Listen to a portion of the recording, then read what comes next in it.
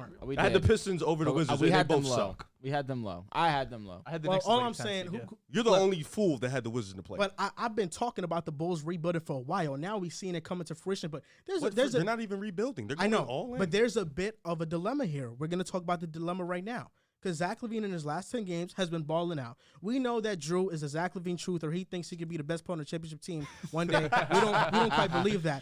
But Riv, I'm gonna let you go. Then I'm gonna let JD go because this is your team. You guys are both Bulls fans.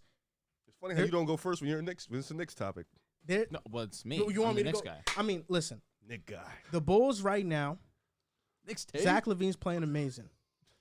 Talk so about it. it's a Please. dilemma. Talk about it. it. Talk about Levine? Zach. Just talk Do about you Zach. sell for a second. high on Zach LaVine, Just talk to me about or Zach. do you still try to retool? Because the time is ticking, man. And if they don't make a decision fast, We're talking about a guy in his prime. time is You know ticking. what's All we funny? got is time. JD, you know what's funny? Time is A ticking. real hooper. No, you know what's funny, JD? This is funny because me and you know, Bulls fans.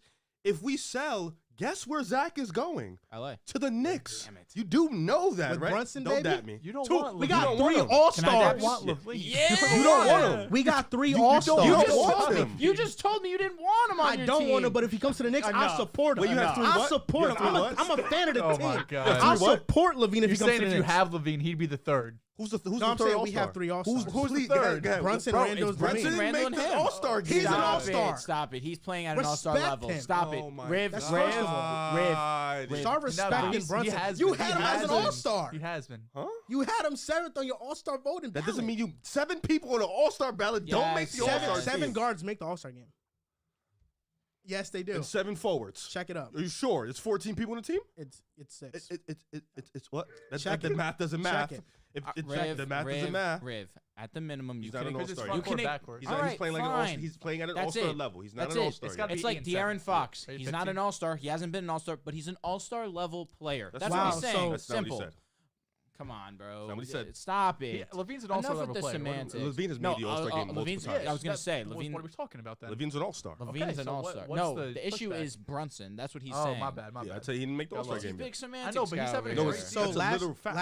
last year 7 guards in each conference made the All-Star game. Okay. Yeah, You- I'm just letting you know. Is that a fact that 7 make it? It is. Well, I mean, 15 players make it now. And they I thought had it was 12. they had an updated 12? all-star 7 on- voting. because look, I'm going Steph, Luka, Jaylen Brown, Dame, Chris Paul. Dejounte.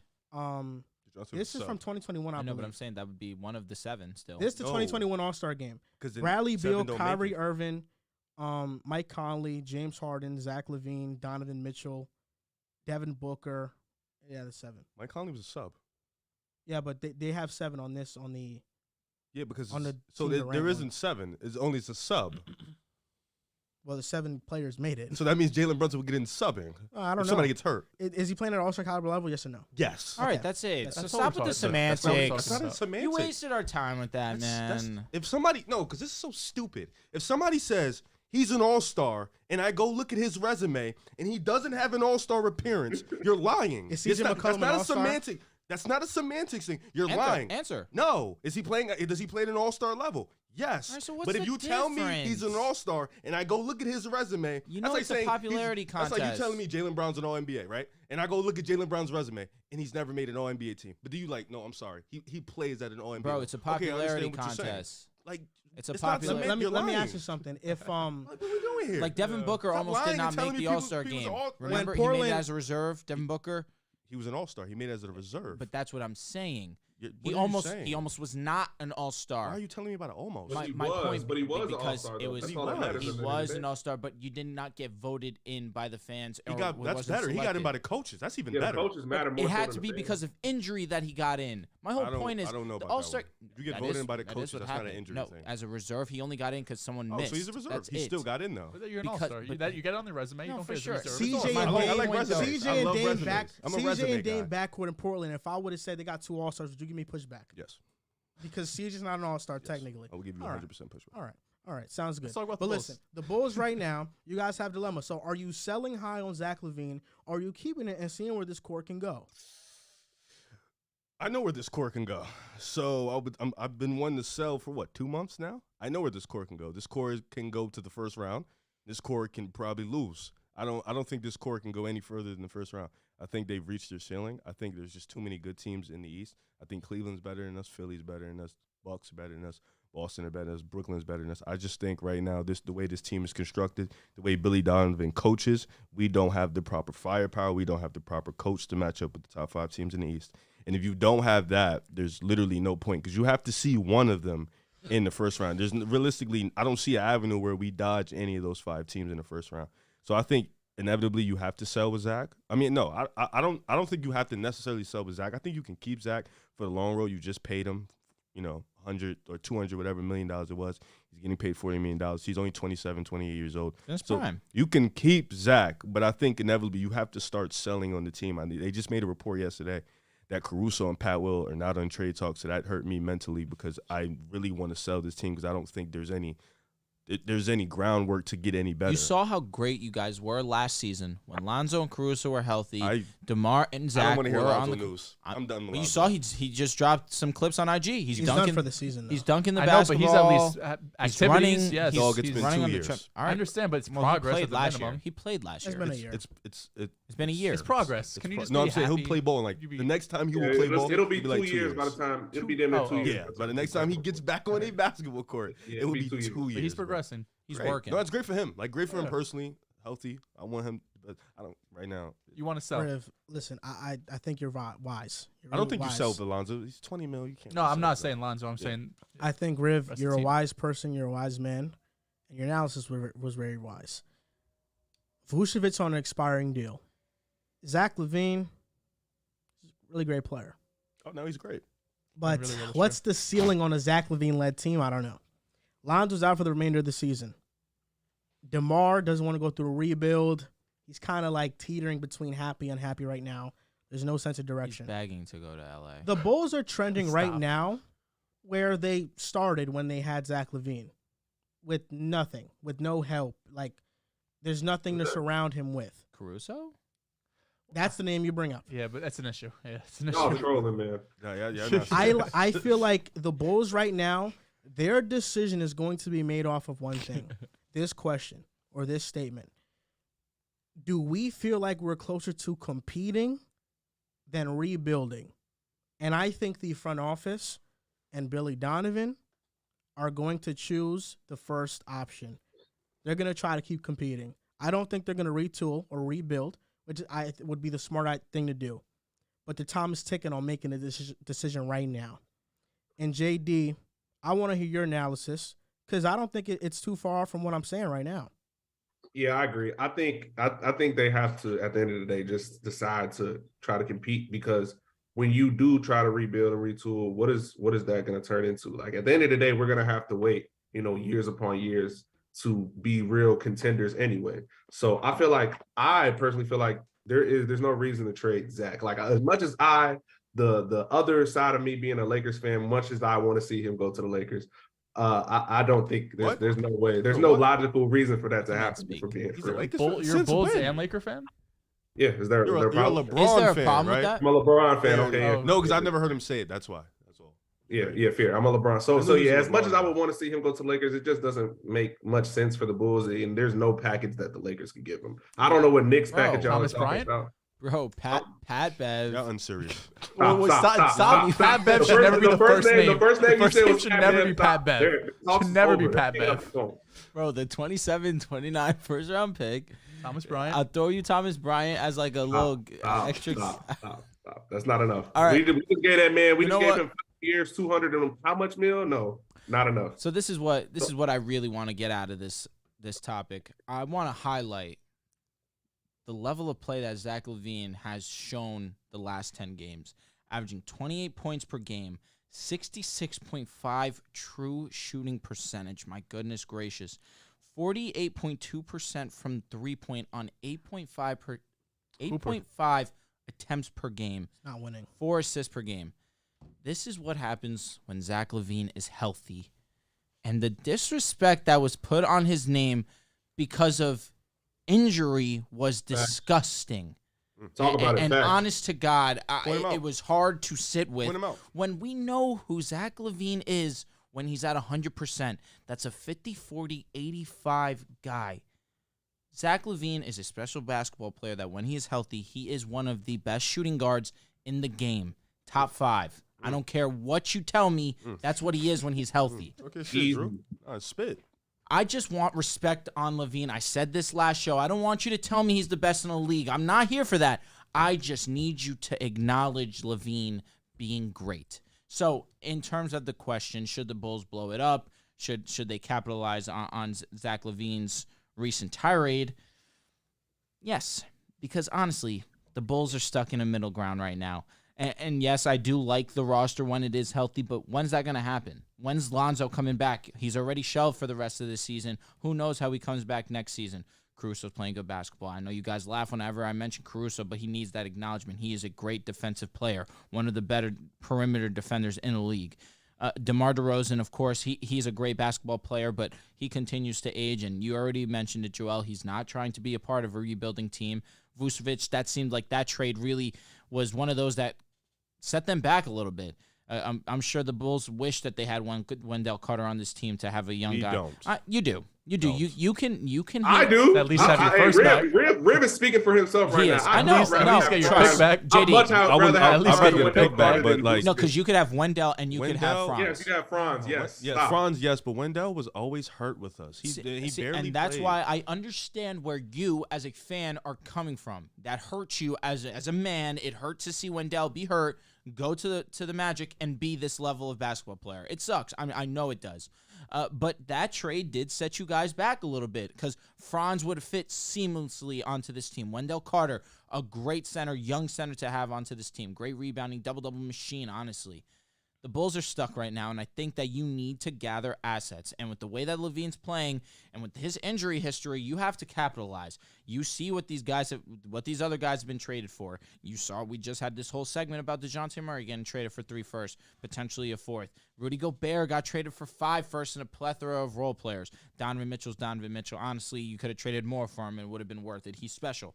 But Zach Lavine is also a special player in his own right, and you could capitalize right now, and I think that's what the Bulls need to do. They should do, but I don't know if they will do. Correct. I think it's very easy for us and fans to say blow it up, make trades in this world that we live in, especially, Joel's talking about how he plays with Dejounte on 2K, and we go into my league and do these trade finders and He's a beast blow on up the 2K. team, and within a year you He's have fast. a starting He's really 5 good. ball, 80 overalls, and it seems very easy to do, but you also got to think of the head coach, the front office. They have to, ticket sales. They don't want to lose their jobs. I know, and they're a historic franchise, obviously. So I don't think whether we're whack or I don't not, think we they're going to sell out. have that issue with it. But when you're constantly losing, and even when you do rebuild, you're still going to have to hit on these draft picks. And I mean, over the years, Kobe White, Patrick Williams, I wouldn't say they exactly have the best track record of drafting and developing guys. Both Lavine and DeMar were acquired, via free agency and trade and whatnot. So they don't have, it's not like they have this team that you could confidently say, oh yeah, we'll just build through the draft and be able to make it happen.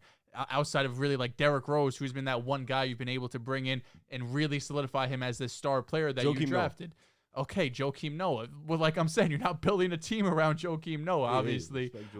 Derrick Rose is in his own right. But this Bulls team, it's easy from an outside point of view, and we talked about it, been talking about it, that it makes sense to blow it up because you're not going to be in that Celtics realm, that Bucks realm, that Nets realm right now. And as JD said, like you'll probably be years away if you do blow it up. So Bulls fans who want to make it happen and not be competitive, you have to be ready to not be competitive for multiple seasons because that's what it's going to be if you want to move off Lavine and DeMar and all of these guys and ultimately have to hit on those draft picks, which they haven't had the best history of. So we'll see what ends up happening. But Lavine's been great. I mean, these last 15 games, he's been a top 3 3-point shooter in the league. Being healthy has shown a huge part of that. You see his explosiveness jump off the screen. He's catching alley-oops. He's dunking the basketball. He's running in transition. That's he's what he doing is. Everything we have seen Lavine do outside of the first month or two of the season when he was banged up. So it's great to see him back in his in his prime or his former self that we saw before this injury. I just don't think the Bulls are gonna make a big move. He's good. Is he Donovan Mitchell? I don't think so. Someone commented and said, giving Bulls front office the benefit of the doubt of drafting Franz is extremely generous. I'll be honest. Wrong. That is hilarious. I'll be You're honest. kind of just penciling in your take Franz. Because it's like, You guys can't draft for shit. well, we have a new regime. True. We have a new regime. So I it's apologize. It's that was rude of new me. group. No, they were garbage Yeah. before. You're not wrong. So our packs. Yeah, they was garbage. So you ain't wrong. But it's a new group, so you like AK, he built up this team like 2 years, so you give him a little bit of credit for that. But I just don't see a package that we can trade Zach for and get something good back right now. I'm with you. I don't think there's nothing serviceable You don't out think there. the 27, Mavs? You don't think the Mavs? They would- have no picks. We What need package? picks. Yeah, they have. Really, the Mavs don't have picks. No, they Why? don't. To give out, they don't have any picks. Porzingis Dinwiddie trade. trade. The Dinwiddie Yeah. trade. That's like Dinwiddie us. and And Christian we Wood. Didn't want they trade picks with more Christian than Wood? anything. And there's Facts. no team outside of maybe the Knicks, if they're willing to do it, that can give us a assortment Young amount players, of picks. And a yeah. lot of their picks Oh, are man. protected. So it's Bring like, But they have Levine some to- young players they could possibly Bring trade. Levine to the Garden. who? Oh, The salary Free got to match. Grimes. So Well, we got 2020 So, 23. like, what outside of the picks? What would the deal be from the Knicks? Yeah, So, we, like they're Young not giving them players. Grimes. Grimes. It's I was gonna say yeah. Grimes would have to be included if I'm the They're not Bulls, giving them though. Grimes. Well, They'd rather keep 2023 Grimes. Obi Three. have to go. Probably Mitchell Robinson also. They're not giving them. I Mitch think either. RJ Barrett would be the main trade. Okay, him too. I'm good. Bro, what are you doing? I'm sorry. I'm good. You'd let me rather keep have picks than Star RJ? Let me keep my boy. 100%. What are the odds the picks you get, you trade for, are going to end up being as good as RJ, any of them? A big odd. High odds? Yes. With your draft history?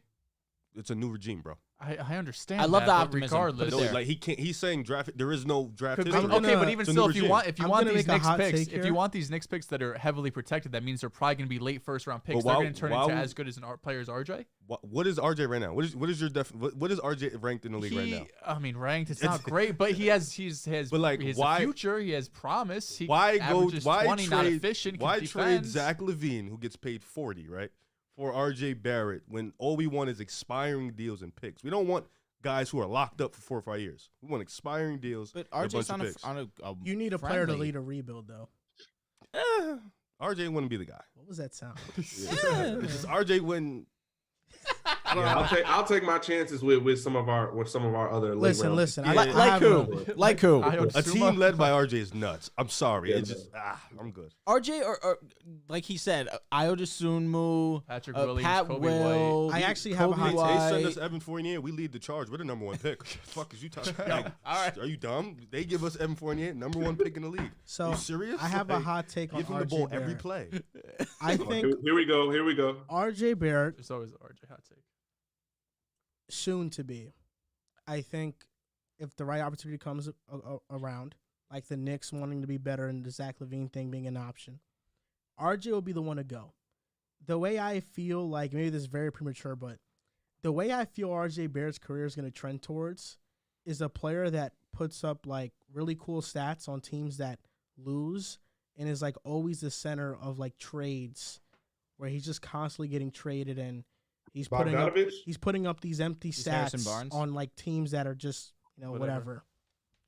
That's just my hot take Yeah, on RJ. well, we know you're not the highest on RJ Barrett. Well, so listen, take it with a grain of salt. This is well, you just got to watch him play to understand where I'm coming from. He's not. Well, no. 2023, the Mavericks don't own the first round pick because it's top 10 protected, and currently they're outside the top 10. It goes to the Knicks, but they have their first round pick in 2024, 2025, 2026, and 2027. Okay. They have all the. They That's have what the I'm first. saying. You I can mean, make that trade, happen. They can't trade 2024 though. I don't think. But they could do a swap, probably. They They could could trade swap, give you a 2025, pick, yeah. swap, give you a pick. 2025. Yeah, no, I'm straight. Well, listen, honestly, bro, I don't think that Because then The we're giving Mavericks- we're trading it. They won't be. the like, Mavericks at the would be bottom of the league. foolish to make a short-sided move for Levine. I know. They would But I mean, What do you mean no? short-sided? I'm sure How is it DeJounte, short-sided? Spurs Why? thought the same thing. because he has an injury We ain't history.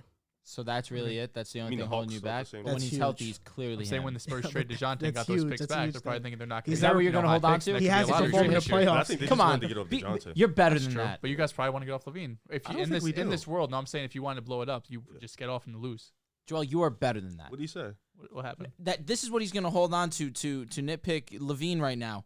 His Wait, why injury would- history. Wait, why wouldn't Dallas Is this what you're going to make do a right move now? on Zach? Why would they? They have to No, his capitalize on injury- anything Yeah, to for get sure. help Luka. You No, got that's Christian just, Wood's been that's the playing knock really well. against Levine that he's going to hold on to, which is I'm allowing you to take this They're back. going all in on Zach Lavine if you're the Mavericks. What's going all in? Well, Luka. you know what I if mean. Lu- by if that. they don't go all in now, You Luka have is Luka going Doncic. down the road. Okay, Well, but the Mavs have one chance to get a second guy next to and him. you probably won't get nobody better than Zach. Let's just be Yeah, honest. it's gonna be hard. Siakam.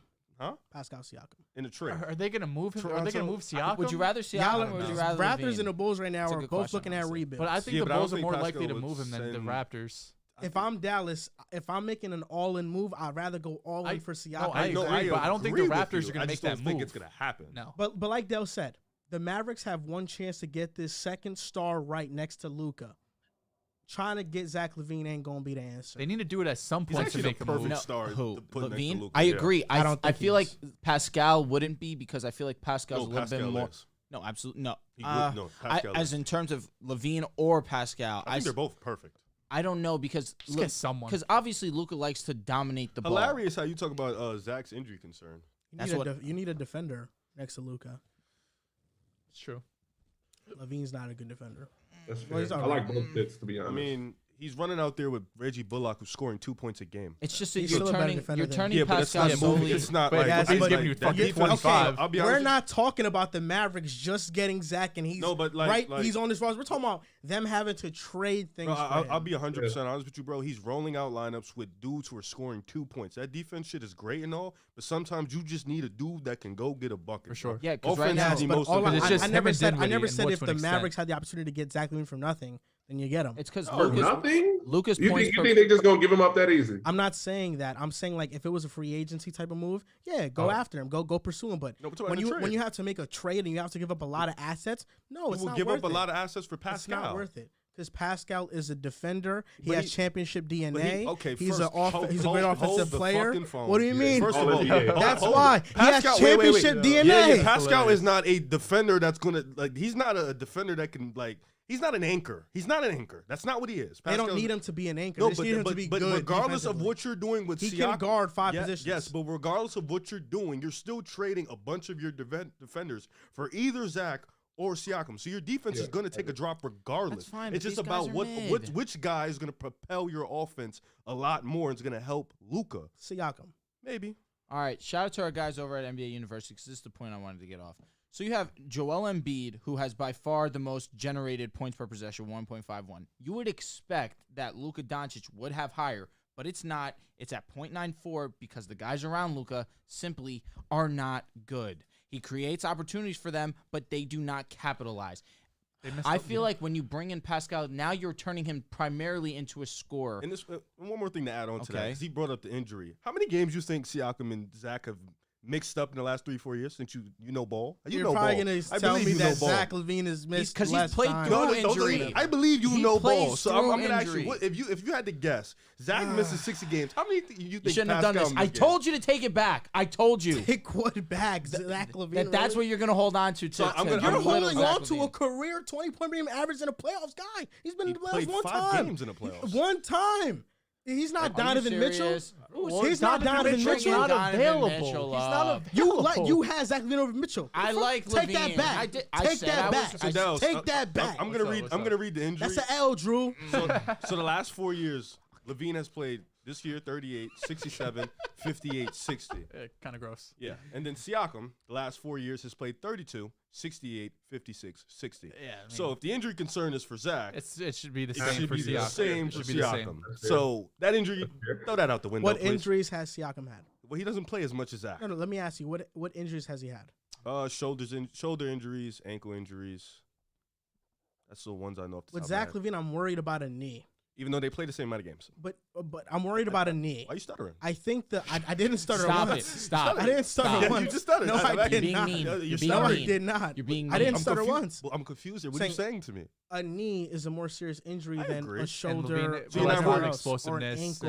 and athleticism. I for get his that. game. A knee injury. I mean, he's had surgery on the same knee twice. So That's a worry. Wait, so is that not a worry? So you would think in terms of the numbers, it would Zach's But numbers. I know what he's saying. No, I get what that's I what I'm know saying. what So he's in terms of the numbers, Zach's numbers would probably be lower than Okay. Siakam's, right? Based off these years, right? You would think that based off the injuries, right? You would assume. But Levine's going to Okay, put up more well, points. Siakam last 4 years 26, 23, 21, 23. So is Zach Levine- Levine a better player than Siakam? That's not what I'm saying. Okay, You're just so saying you're he doing scores all more. this for I'm just nothing. saying- I'm just saying- Siakam's better, Zach off the knees 24, 24, 27, 26. So it's like I guess. the bad knee and all. Still a But prolific we're bringing scorer. defense. Yes, but if you trade You all know, if you're the Mavericks and you trade championship all DNA. your if you're the Mavericks and you trade all of your assets, you're now banking on Zach Levine to stay healthy and continue his production. You were also banking on Siakam to stay healthy. I have less worries about Siakam, bro. I don't. You can give me those games all you I want. understand what you're I saying. have You're- less worries about Siakam. What's your evidence? Mine's is games. What's yours? Mine's is his injuries aren't as serious. I mean, missed games are still missed games. But it does feel like Zach is more serious and Siakam's more like tweaks and little things that just Well, keep the him out a shoulder week or the here or shoulder there. injury was legit. I mean, that lingered for a little while. He missed the beginning of last season For for sure, it. but if you since want it's been a nothing. shoulder injury or a knee injury, you're gonna take the JD, guy with shoulder injury. fact check me real quick. When Zach got hurt in the middle of the season. No, in the beginning of the season last year, right? And he still played through it, and then he got the surgery in the summer. Yeah, he was hurt throughout that whole Buck series. That's why he's playing bad. So he's playing through the injuries. Yeah, he's playing through the injury towards the end of the year. That's why he got surgery. He got surgery like what? September? The week after the series is over. Oh, we got the series. Yeah. Okay. And then he recovered in September, during the preseason.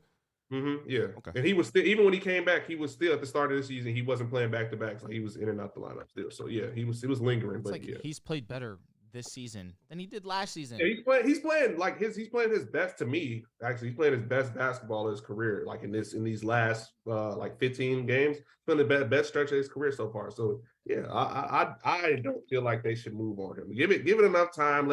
Let everybody come back. Let the team get a little help. They still have to make some moves. They have to move off Vucevic. That's the key. They have to absolutely. move. He's on an expiring. Or let him walk.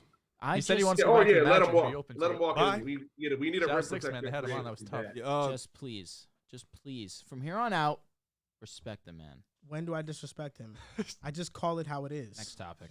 Next topic. You still give up a lot for both guys, but I get it. You told me he was the 9th best shooting guard in the league. You I did will never drop him to forget 9. I think that's crazy. That's disrespectful. Would you rather have Klay Thompson? That's not the question. Who's better? Who's better, Klay Thompson or Zach Why Lavine? you ask me? You answered. Zach You had him at Zach 9. Lavine. You had I him at think 9. Klay is better. Anthony Who's Edwards the or other Zach nines? Lavine? Huh? Anthony Edwards or Zach Lavine? Anthony Edwards. You're losing me. I'm not losing. You're losing me. Edwards gives me defense. What? He gives me Really? better playmaking. Barely. But yeah. Anthony Edwards has been dogging barely, him literally recently. barely. I don't know about And that. his ceiling is higher. Points, doesn't mean it's not he's even better a right question. now. He's younger. Right now, he's younger, playing just as obviously, good, if not Scoring better. efficiency, it's not even a competition. Jaylen Brown is Zach Lavine. Damn. That's not a hard question. Damn. Give me Jaylen Brown right now. I'm Jaylen Brown too. Yeah. I don't even Yeah. like Jaylen Brown. Yeah, you're Yeah, disrespectful. I don't either. But give me Jaylen Brown. So you right like the limited star over Zach Lavine? He's the best So rebounding what does guard that in the make league. Zach? It's close. It's I don't close. have Zach at 9 though. Nah. But you have Jaylen Brown as limited star. I have Jaylen and now Brown you as have a Moses. wait, Jaylen Jaylen Brown's Brown- So what does that Zach make? Best Lavine? rebounding Zach guard in Lavine. the league. Jaylen Brown's like a top 5 2 guard to me. I'll be. Wait, fucking Joel. You can confidently name 9 shooting guards better than Zach Lavine. No, That's he what can you name. He apparently confidently yes. 8. It can be It was- 8. I'm not really like these numbers. Who the hell are the 8? I want to know. I just want to Can know. I go off the top of my head? I'm pretty sure I can remember it. So he had Donovan Mitchell. He had Devin Booker. He had Jalen Brunson. He had James Harden. Wait, Jalen Brunson? Jalen I'm Brown. sorry, I meant Jalen Brown. Harden. I made a honest mistake. Goodness He didn't gracious. have Harden. I think he had Harden No, in the point guard. he had Harden at 4. Okay. He had Harden at 4. Yeah, he's forcing Harden. If you have Harden, then that's Clay. forced. He had He's a Klay point Thompson. Harden is not forced. He's better than He's Zach a Lavine. point What are we guard. talking He's a about? He's a point guard. We're talking He's a about point shooting guard. guard. And I told him if you flopped That's Harden forced. and Kyrie, I would be all right with it. If that's what you wanted to do, I was fine with it. All right, But he was whatever. insistent. So 5 was Klay Thompson. Number 6 was Anthony Edwards. Number If you 7. put Bradley Beal Number 7. in front of No, Zach Bradley Lavine- Beal was 8. I'm blanking on who 7 was. Oh my God. And Bless then, you, bless you. 9 was Zach Lavine. So Irresponsible. These are irresponsible takes, man. That's an irresponsible. so I don't watch much Minnesota games, but Anthony Edwards' crafted DPM is 51 percentile in the league. Not great. Goodness. That's actually not good. He hasn't been as great. But I don't watch. Give him credit for Defense is it. very hard to. This is what happens when you get a laptop. Yes, You become I start activated. looking shit up. But I don't watch. He watches more Minnesota games, so I give him the benefit of the doubt. He probably sees It's also a little biased. Bit, he sees a little bit more than me. I don't watch much Minnesota games, but Timberwolves Efficiency isn't Paul George really was going to 5. favor a lot of That's guards. what it was. five. He had Yeah. Paul George at Paul 5. George. He had Klay Thompson at 6. He had Anthony Edwards at 7. 8, Ooh. Bradley Beal. 9. Oh no, Klay Thompson. Oh no, Klay Klay Thompson, he got better defense. He has championship DNA. Yo, you He's one of the What best Klay first Thompson pitch you in the talking game. about? Hey, bro. Let's play. Come on. Hold on. What do you What mean Klay that Thompson Are you matters? watching us play defense right now? Who's a better player, The big time game, I'll take a Klay Thompson and second take Who's Klay a better Thompson. player, Draymond Green or Jaren Jackson Jr. in your opinion? what the Jaren fuck? Jackson was he Jr. doing? I'm asking you a question. Oh my goodness. Jaren But Jackson but Jr. Draymond Green has championship does. DNA. Jaren Jackson Jr. is a I better agree with defender this. than Draymond. This year he is. This year, yes. This year, yes. He's a He's better been getting rim blocks. protector. Now he's been crazy. He's been I The don't know field if goal he's a- percentage that he's allowed has been I don't know if insane. he's a Actually, fully better defender, but it's been Really good like blocks. less He's been than like great. 40% that he's allowed. He's been amazing. How the fuck does he keep going from play to This play? entire time I've been looking for my top 10 list. I have it now. I So- told you. I just said it off the top of the dome ski. PG is also a 3. Donovan Yeah. Mitchell, Okay. Devin Booker, Jalen Brown. Number 4 was James Harden. Number 5 was Paul George. Number 6 was Klay Thompson. Number 7 was Anthony Edwards. Number 8 was Bradley Beal, and number 9 was Zach Lavine. Number 10 was When was CJ this? McCollum. When was this list You got made? it right. When was this list made? Yeah, I know it wasn't made 2021. No, it was last week. Yeah, It was last literally, week. It was literally November. last show. Klay It was Thompson after. better It than was Zach after. Lavine It was last after. week. It was after Mitch was 71 points. Yeah, It it was was. literally last Also, show. Klay Klay was Thompson was NBA coming show. off a 50-point game. Even though we called him trash on here. Listen. You did name my list right, but I just want to reiterate it. Got it. Because JD asked me the question: who are the 8 shooting guards better than Zach Lavine? Devin Booker, Donovan Mitchell, Jaylen Brown, Kyrie Irving instead of James Harden. I'll put Kyrie at the 2. Paul George, Klay Thompson, Anthony Edwards, and Bradley Beal when healthy, I think is just as good as Zach Lavine. If you want to put Zach Lavine over him, okay, that's fine. But Zach Lavine is no higher than 8 to me. We were You talking had him about at like 5 last season. We were talking about Lavine this offseason as a top 3 shooting guard. Well, I had him at 5. Okay, now let's. Mr. Flip Aside. Hey, they keep on saying that in my Mr. Now- Flip Aside. Now I had him top 5. Why? Klay Thompson last year was recovering from an injury. Correct. He's better this year than last year. Klay Thompson. He just started. Still being not better than Zach Lavine He is just right started now. He's being not better. better. Klay Thompson's better. I guarantee you ask the Warriors, you want to trade Klay Thompson for Zach Lavine? They say no. I don't. No, you asked the Warriors, you want to trade Paul George for Klay? They'd say no. They're not trading Klay. Anthony Edwards took a leap this year. It took him some time, but okay. But he's still not the scorer that Lavine is. Not even close. But he took a leap this year. Paul George, I think this he's year's a been 3, better. but yeah. but yeah, really, it's just Klay Thompson, Anthony Edwards. I think this year they're better. And then that drop, and Jaylen Brown also was like a fringe one. Now he's clearly better. That's interesting though, because Klay started off like dog shit. So you use And like James two- Harden last year, who I have at Clearly- 4. He's been playing The great. clearly is strong because obviously from 3-point range, it's not even a competition. I'm taking Lavine. They both can score at a great clip, but Lavine gives you slightly better playmaking, slightly, and that's not even saying much, obviously, because both they're not the best of playmakers. But I feel like scoring, efficiency-wise, as much as I love Jaylen Brown, there's no bigger Jaylen Brown fan than me. I think I'm going Lavine. Jaylen Brown's a better scorer than Lavine.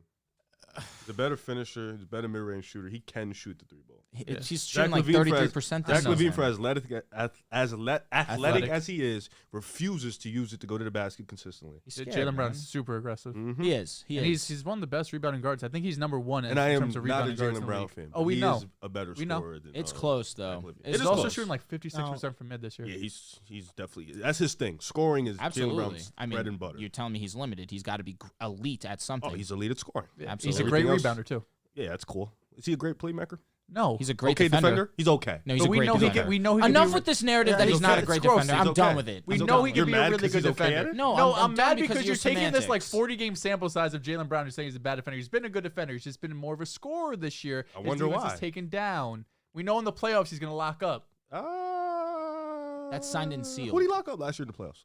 I'm saying he'll take a step up. That's not what I asked you. He was a better defender in the playoffs last year than this year. So I'm than asking you, who did he regular lock season. up? You don't know. Well, the thing is, he wasn't always on the best player because you had Smart, you had Tatum a lot taking on the Tatum those is the better guy on guys. the best player. That's interesting. Very It's interesting. mostly been Smart and Tatum Smart does not take the best guy. for a guard. Yes, if he's guarding a guard. Or have you watched Celtics games? You don't think Marcus Smart guards the best defender when it's a guard? Sometimes. So he didn't win defensive. I've seen player of the Tatum year for- sometimes check the point guard. Check the best guard sometimes. Not often. Nah, not not often really. at all. Tatum's guarding the wings. Yeah, That's not good for Jaylen Brown. I'll be honest with you. He's supposed to be your best defender. But he's not. he's Who quite said- literally our third best perimeter defender. Who says he might that be our Jaylen- fourth best on the team? Him or Grant? On the perimeter. Perimeter? Yeah, Jaylen Brown and Grant. Well, Grant's for a bigger guy. I'd rather have Grant on him, but if someone who's quicker, I'd rather have Jalen.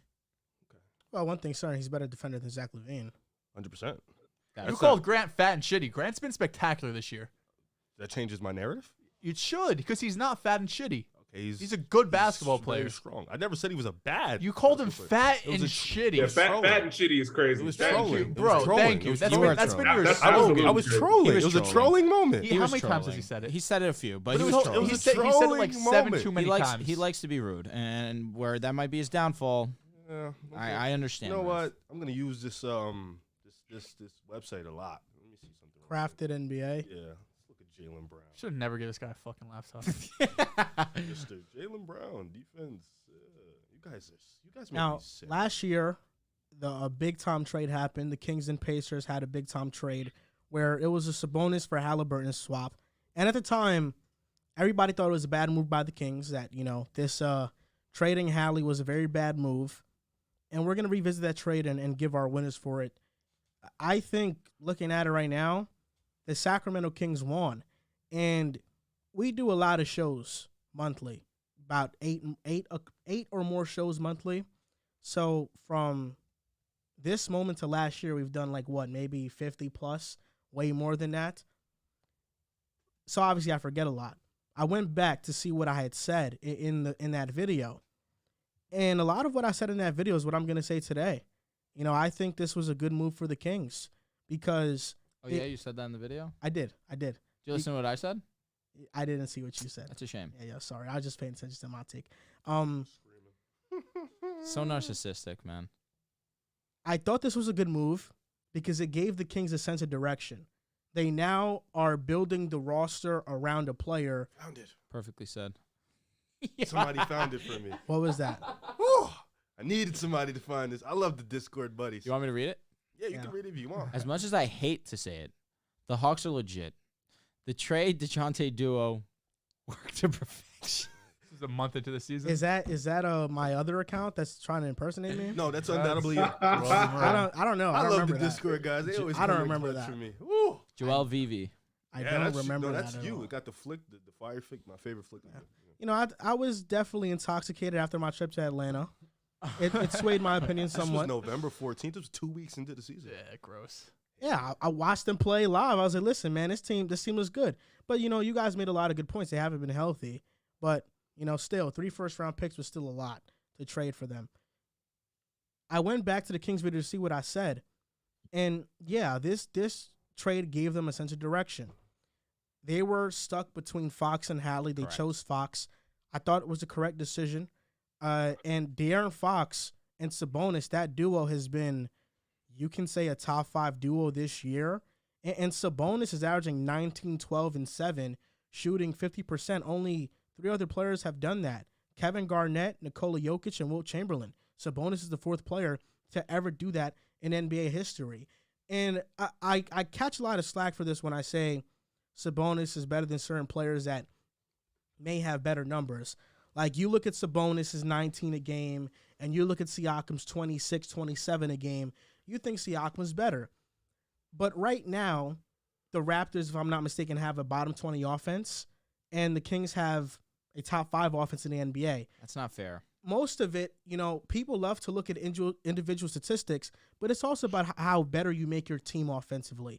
And Sabonis is one of those players that he can get his own, but he makes everybody around him better with his passing, dribble handoffs, his decisiveness on offense.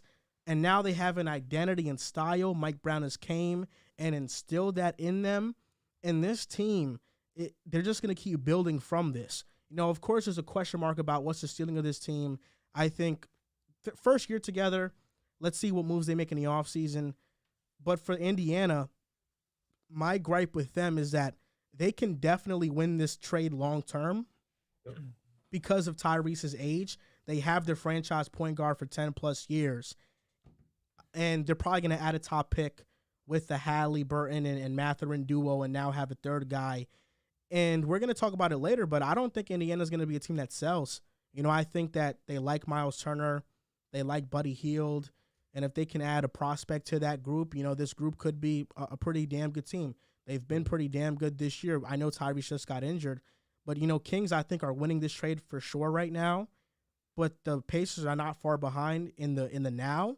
And in the future, they could win this trade long term, just given Tyrese's age. For sure. And I've always been on the Haliburton side, always just like choosing the younger guard over Sabonis. But the way the Kings have been playing this year, I mean, the fact they're the 5 seed, I had them nowhere near the 5 seed. Joel, credit to you. I know you were really high on the Kings. I'll give you your props here early, Drew. But the Kings have been playing great basketball. And part of the reason might be just my bias towards the Kings organizationally, who just always seem to hire the wrong coach, draft the wrong guy, pay the wrong guy, trade for the wrong guy.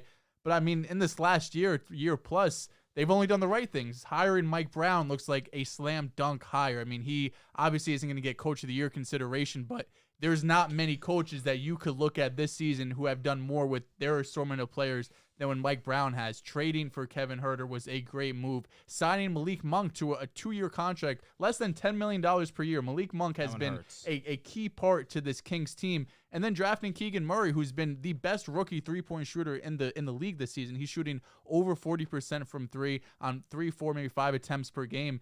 I do agree with your take in terms of long-term. I could see the Pacers coming out on top just because Haliburton's age, his potential really is untapped. And Sabonis is a great player, an all-star level player. You know, you read off his stats. He's great. But I do think Haliburton, his upside is obviously higher. I think that he is someone you could definitely build a team around Sabonis, but I do like what the Pacers are building in Indiana too. They have a bunch of shooters. They have a bunch of young guys mixed in with some vets with Buddy and Turner. It's going to be interesting to see which direction they go because they're obviously not good enough to compete right now, so it doesn't make the most sense in the world to go out and trade young players to get vets in to try to make a run. But you also really don't want to break down this Pacers team because they are winning to an extent. I know Haliburton is going to be out a couple of weeks, so they'll probably, drop a few spots in the standings, but you don't want to trade away these players and kind of have this momentum you're building, this organizational momentum, especially for the Pacers who have not been a good team over these last years, who have really not been a legitimate team since the Paul George or a Hibbert, Danny Granger days. So the fact that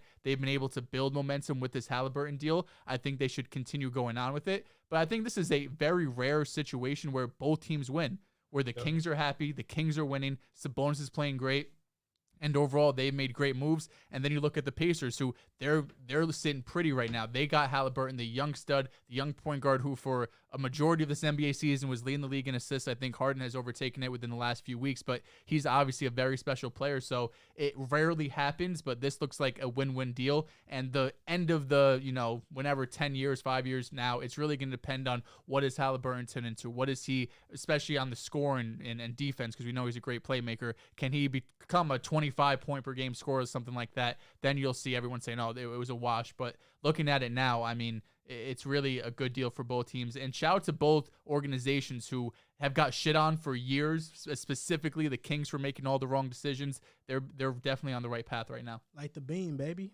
Ironically, I feel like we're going to have this topic every year because there are two teams that well, let me not say two teams because one's clearly in more of a rebuild than the other, and the Kings clearly have taken that leap offensively. Defensively, they still struggle.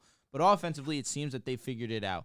But you look at the Pacers, that it seems as if Buddy Hield is going to be one of those guys that I expect to be traded at the deadline. And he's been an amazing three-point shooter. He's been super efficient, one of the most efficient three-point shooters this season. And that could potentially turn into more picks. So they can continue to seek benefit off this Sabonis trade. So, again, why I believe we'll have this conversation for years to come.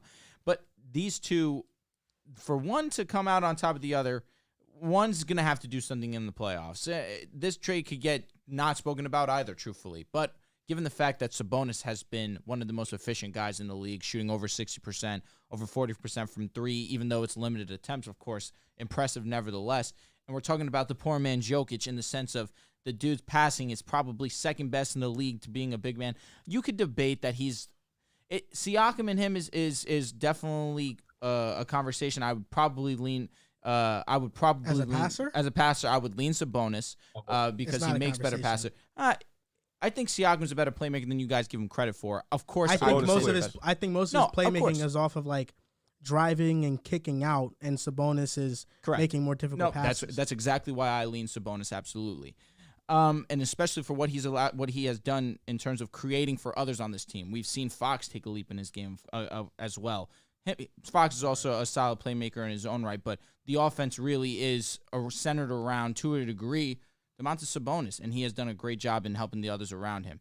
In terms for the Pacers, I feel like this won't be set in stone, as I've already mentioned, because I think that pieces will be moved. You believe that they won't be?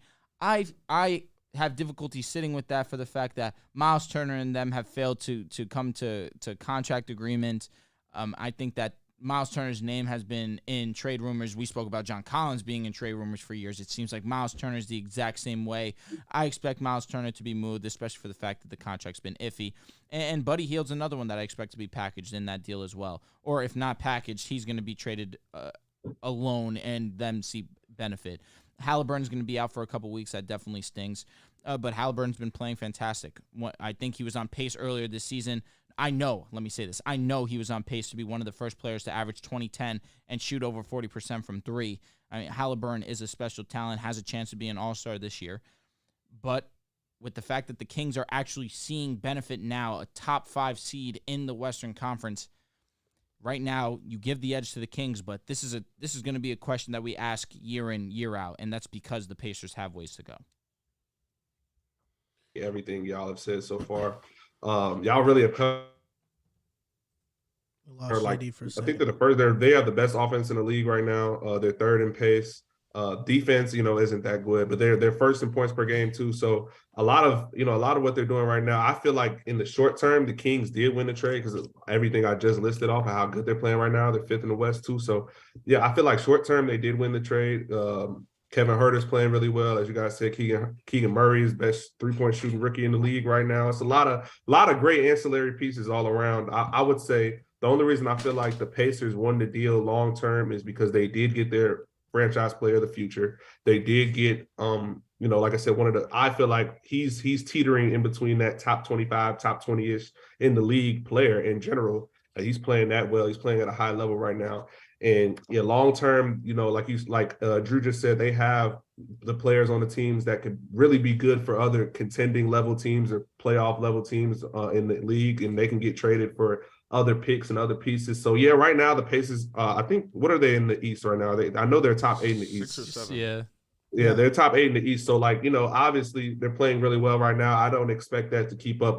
Especially Haliburton is hurt right now, so I expect them to drop some games while he's out. So I don't expect that to keep up. I do think they're going to be sellers at the deadline. So short term, like I said, the Kings win it. But long term, with Haliburton and some of the picks they might get off of trading some of these players, I just feel like they have, like I said, they're player of the future, and they have the picks, and they have Mathurin, and they have, other ancillary pieces where they can be really good down the road. So I feel like, and as far as the Kings, I feel like they do have a ceiling. Their ceiling is probably the first round at best, depending on, I feel like they have to make a splash eventually because they have all the ancillary pieces around them like you said, Fox and Sabonis and Kevin Huerter and Murray. But I think they're still a piece away from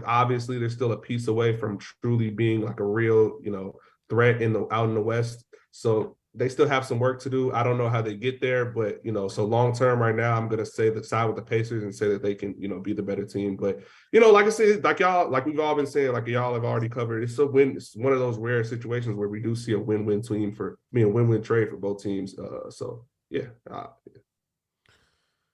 We talked about it a lot. This trade was definitely one of those trades that, broke Twitter for a little bit, especially Haliburton, who was excited. He wanted to stay in Sacramento. He was eating. Yeah, and then unfortunately, he wanted to be there, and unfortunately, he got traded. He's mentioned he wants to be in Indiana. I think Miles Turner, they gave him an extension. He declined it. So we'll see what's up with that. He wants his brother. But I think the Pacers have a higher ceiling for this team. I do think that because I think, like, Sabonis is on a big contract. Fox is on a big contract. No, he's not. Sabonis is on a friendly. A friendly? Low key. 20 mil? He paid 18 mil. Okay, well, in terms of the big players, like Tyrese Haliburton's on a rookie deal. Mathurin's on a rookie deal. Fox and Sabonis, they got a little bit of their money. And I think Sabonis' contract is up after next season. 2024, yeah. Yeah, so you're going to have to pay them. You're going to have to pay them eventually. Herder's on a friendly. I know that for a fact. But I just think with Indiana, there's a lot of youth in there. Nembhard's been playing well. You got Mathurin. Buddy Hield's contract is almost up. Miles Turner's up this year. You got a lot of youth there. And I think with them, it's a lot of promise because they're much younger players. With much younger players who've shown their potential now, they breed a little bit better. But with the Kings right now, you just see for them right now, it's been a win-win for both teams. I mean, Indiana, whether they competed or not competed, it was going to be a win for them because they got their point guard of the future. Mm-hmm. They got Mathurin. But with Sacramento, I mean, this is a win for them because they get back to the playoffs. They haven't been there in so long. This team is exciting. This team is fun to watch. You have the Allures there, Mike Brown. They got their coach. It's just all about what moves can they make to capitalize off this team. How far can a Fox Sabonis team take you into the playoffs? The first thing is getting there. I think the Kings will get there. Now it's how far in the West where you got the Joker, you got Steph still around, you got Ja, Zion's coming. How far can this team take you? What can you stop it, please? Yeah, Jesus Christ. What can you build around Fox and Sabonis? What type of moves can you make to get these guys better? But the first step, I think they did it. I think this is a win-win for both teams. Long term, I think these teams would inevitably win because the Kings' objective was just to get back to winning basketball. You can't always think championship picture when your team hasn't been even in the winning spotlight for decades. You know what I'm saying? So right now, the Kings' objective was to get in winning culture, and for the Pacers, just to get a point guard of the future, just to get a star player. So for that, long term, I think both teams win. I think inevitably, though, the Pacers will probably have a higher ceiling because of Haliburton. I think he'll inevitably be better than a better player than Fox down the road because he's only 21, 22 years old doing this. But win-win Pacers for had both a star teams. player. Huh? The Pacers had a star player. Who? Paul George. Domantas Sabonis. Oh. Yeah, but that team, like way they back. all had to go. You know what I'm saying? That team was just it was outdated. Fair You enough. fucked up with Well, that they team. did- They were when the top they 5 needed seed at one to- point, weren't they? Yeah, but they weren't serious. The problem Saying. with the Pacers is that they tried to He's a floor pair raiser. Sabonis and Miles Turner. That was a mistake. And Sabonis is a center, Turner's a center, so both of them separating, we now see their games maximized. Miles Turner's having a career year. Domantas Sabonis is doing what he's doing in Indiana. It just, two big men just don't work in today's NBA for the most part if you don't have versatile defenders at that position, at both positions. I believe if the Kings make the playoffs, which they probably will, I believe that means the Jets will have the longest playoff drought in American sports. I hate that for you. Oh, wow. It's painful. It is. Should have kept starting Zach. Yeah, that would have changed it. Now, this week in the NBA, now, I forgot to do this at the beginning of the show, and I truly apologize for this because Santos sent us some beanies. Santos. each- Here we go. Go. Each beanie's going to represent a team that we root for, and I'm going to start with Dehls. So, Dehls, close your eyes. I'm going to give him the beanie. I'm going to show it to the audience first what it is right here, and now put it in Dehls' hand. So, thank you so much to Santos for sending us this beanie. Called my ass. So now you can open your eyes. Oh, It's a the Baltimore Ravens. Oh, this Ravens is beanie. tough. I got to hope Lamar stays now. It's going to be a shame when that hat is for nothing next season. This is a tough-ass beanie, because though. Lamar's going to the Jets, boys. This is tough. Santos, thank you, bro. That is actually cute as fuck. That is Next I like this a beanie. lot. Is for Riv. And this is Riv. Riv's beanie. Rivio. I'm going to show it to the camera. It's the teams we're rooting for right Fire. now in That's the tough. playoffs. That's tough. Put your hands out, Riv, and keep your eyes closed. Now you can open your eyes. Oh shit. That's hard. Look at the red. I got hella red too. Yeah. I don't want that Eagle shit. I'm a Bills nation. Now, this one Josh right Allen. here, Santos is a pick-a-side loyalist, so Shout he out to couldn't Santos. forget about John. Real. So John has a beanie as well. Oh, So I'm going to stand I'll ask... pass it to him. John, No, John, stand no, right John, here. get over here. Facts. Get over here, John. Get over here, John. Yeah, Yeah, yeah. yeah. Tortorelli. Yeah, look They at probably John. think John's like 7 foot. So close your eyes, and I'm gonna put the beanie in your hand. I like that sweater too. Everybody. This is the beanie right here. If you guys can see it. Cleveland Now open Browns. Give your you a eyes, hint. It's a John. non-playoff Browns. Tell me it's Cleveland. The Browns. Yeah, that's what. Appreciate That's it. tough. That's team. very That'd have been tough. Cleveland. He'd have been hurt. I was gonna cry if the Browns This next one is for Drew. Okay. Here we go. Here we go. I How do we can't know tell you're if gonna his close your eyes are closed Yeah, or his I can eyes are tell. Look not. that way. No, that way. Yeah, we No, go. this Yeah, is his eyes tough. is closed. Put your hands out, human. Put it on Drew's hands. Hey, yo. Oh, it's open already. You can open your eyes now. Other side. No, other side. Yeah, that would have been hilarious. That would have been hilarious if it was just the NFL logo. Can I tell you how in my head I was like, yo, Santos a real pick-a-side fan. He's getting me an NFL hat. I know it. Let's see. The Giants. Yo, Yo. that shit's hard. Yeah, that's just tough. Yo, and it's a salute to service yeah, one, too. I like. That's Yeah, hard. facts. These are tough. Yo, let's go. And mine was the Cincinnati Bengals. Ah, Joe fuck Shiesty. off. So shout out to Santos. He just sent us a $5 donation. Just wait, I'm going to send another package in a couple weeks, and I feel like it's going to be better than this one. Shout out to My Santos, God, man. Santos, He's just appreciate you, bro. I got a realest big of the head real. too. One of the best there is in Realest the of game. the real. Now, this week in the NBA, this week in the NBA is the Nuggets are going to the finals. I got the Nuggets going to the finals. I got them making it out the West. Nikola Jokic, MVP last 2 seasons, no chance of winning because his team was injured. This is the first time his team is healthy. His team is ready to go. And the last What's four today's wins, the last 4 wins has impressed me from the Nuggets. They beat the Clippers, Cavs, Lakers, and Suns. And what's impressed me is that once they put their foot on the gas, they don't take it out. They're not cruise controlling. They're still putting their pedal to the metal, and they're closing teams out aggressively, emphatically. Their defense right now is 23rd in defensive rating, that right now is the most troubling part. But I think that they'll figure it out. They've been better. They've been playing better. defensively. They've been playing better Yeah. on the defensive end recently too. Yeah, they've been playing better, and Lot better. they know that in order to win a championship, historically, it's the top 10 offense, top 10 defense. So they got to get back. They got to get to that top 10 level to prove themselves defensively. But I got the Nuggets making it out of the West, and I'm gonna stand by that pick all year long unless something happens nice. injury wise. I'm happy for I you. stick by all the things I sure. say. The I'm Dad. glad you did it because I wrote it down. The Nuggets have the number 1 offense in the league right now. Us Nuggets and the Yes, Celtics sir. are both tied for number 1 offense. This week in the NBA, Damian Lillard dropped 50 points last night to the Cavs and lost. The Trailblazers, who started off the year pretty hot, right? They were a playoff team, a playoff lock, as we First say, a seed. top 6 seed. Yeah, they were playing really good basketball. Unfortunately, have lost 5 games in a row now, and the difference with Dame on and off the court is staggering. Their offensive rating, this is just their 5-game losing streak. This is from NBA In Depth. Offensive rating in that stretch with Dame on and off the court. On the court, 111.5, which is around 15, 16th the NBA. Off the court, it's 84.1, which is a number that I honestly didn't even know could exist in today's NBA. Damian Lillard has dropped 50, then the last 2 games previously, 30+. They also lead the league in terms of leading by double digits at halftime and end up losing the game. I think they have 9 or 10 L's this year just on that alone. So Portland has gone through this stretch of kind of retooling this team a couple years ago, like this Melo. They drafted, Simons, ended up breaking out. They traded for Jeremy Grant. They kind of retooled this team, but unfortunately right now they're in a losing streak and it doesn't look like they're going to be, a real threat in the West. My this week in the NBA is going to be in support of Luka Doncic. Luka Doncic in his last 10 games, 42 points per game, 11.2 rebounds, 9.2 assists, 51% from the field. First NBA player ever to average these numbers in that span of time. We're witnessing history, boys. Luka Doncic is already an all-time great. He's phenomenal at basketball. Should be in strong consideration for the MVP.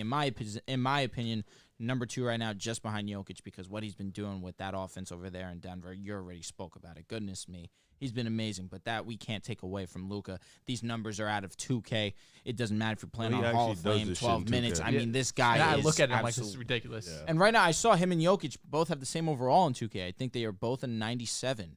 Are they the highest rated players in 2K right now? Probably. Giannis is also at 90. Giannis might be. Not over. Giannis, which So makes if Luka's sense. an all-time great already, Mahomes is also an all-time great. He is. Okay. I never denied that. I know. I just the Hall of Fame debate you guys had. That was different. Is Luka Hall of Famer? If you're an all-time great, how are you not a Hall of Famer? Basketball is completely different. 100% he's Hall of Fame. Retires yesterday, he's in. First ballot was the conversation. It was just Hall of Famer. No, that's not true. You can try to switch it to first ballot, but it was just Hall of Famer. This week in the NBA, right now the Golden State Warriors and the San Antonio Spurs are playing in the Alamo Dome for the first time Who's since. winning? Be for real. For the first time since the Western Conference Finals in 2002, and the tickets are amassed over 64,000 people, which is a record.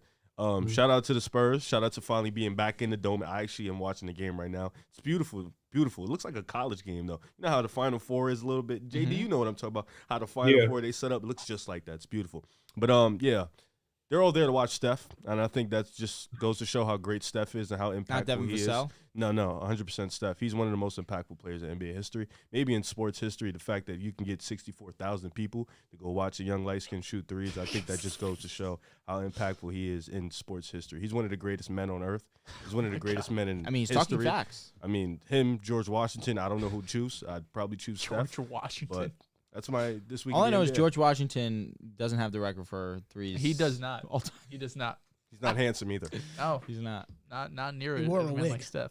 That sucks to him. Dude didn't brush his teeth. No way. He has no ring. No. Doesn't. No. First president's kind of impressive. That's pretty cool. Mid. That's about it. Doesn't move. That's Bill really Russell. all he has. Bill Russell. Doesn't really move me. Across He's the Delaware first River president. also. Steph is first in threes all time. Yeah. Steph has 4 rings. 4 rings, exactly. And a finals MVP. I know. And don't forget it. Unanimous. The Magic Johnson Award, The first ever. first ever. Who That's on the looks resume. better? Oh, clearing.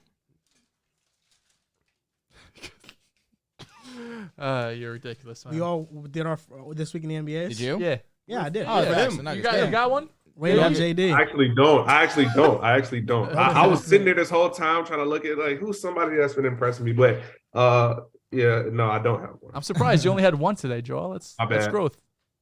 You usually have like 6. I have a would you rather today. Oh, let's do it. Yep. Exciting. Ooh, and This JD is, here? Would you rather JD edition? Come on. This let's do it. is would you rather Dejounte Murray edition. Oh, fuck. Had to know. I had to do it to him. First name up Jalen Brunson. is Jalen Brunson. Right now, I'll take Jalen Brown. I'm going with Jalen Brunson. This year it's been Brunson. I'm going with Brunson. Jalen too. Brunson. Jalen Brunson for sure. Drew Holiday. Still Drew. Still Drew. Drew Holiday. Championship DNA, you know. Offensive output has definitely been down as opposed to last year's. And, you know, the defense, of course, he takes the hardest assignment. I'll probably go Drew, but it's really close. I'm going Drew Holiday. Paulo Banchero. What the fuck? That's Interesting. a very Carroll comfortably, I but mean, damn. It's a weird They had comp. beef. They did have beef, that's facts. I'm going Paulo. I would rather Paolo for sure. Yeah, facts. Would you rather? I'd rather you pick Apollo. Dejounte, you're actually Yeah, nuts. I'd rather Apollo. Paulo for sure. D'Angelo Russell. DeJounte still. DeJounte Murray. DeJounte Murray. Yeah. You thought we was moving off that? I'm going with DeJounte too. Oh, okay. Fred Van Vliet. Oh, DeJounte. DeJounte, Fred yeah. sucks. I'm going DeJounte. Federico. I mean, I understand that. Fred's not better than D'Lo right now. No trolling. See, I'm I'm glad you're a recency bias guy. I'm we glad. are. That's would you It's rather. not me. Really? See, I'm going Fred Van Vliet. Would you rather is recency? It's fun. I'm going with DeJounte Murray. Tyler Hero. Tyler Hero.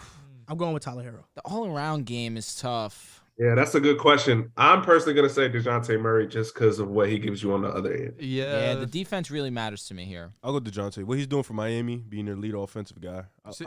You mean You Tyler mean Hero? go with Hero. You said to go with DeJounte. I'm so sorry. I'll go Tyler. I apologize. What he's doing Tyler this Hero year, has been special over he's there in been Miami amazing. this year. His 3-level scoring is very firm, very firm. I'll go. I thought you said very sperm. That was nuts. I'm going to go DeJounte you Murray for want the to do- defense. I'm not gonna ask you that question. Yeah, maybe slight lean to DeJounte, but that's close. It's really offense versus defense.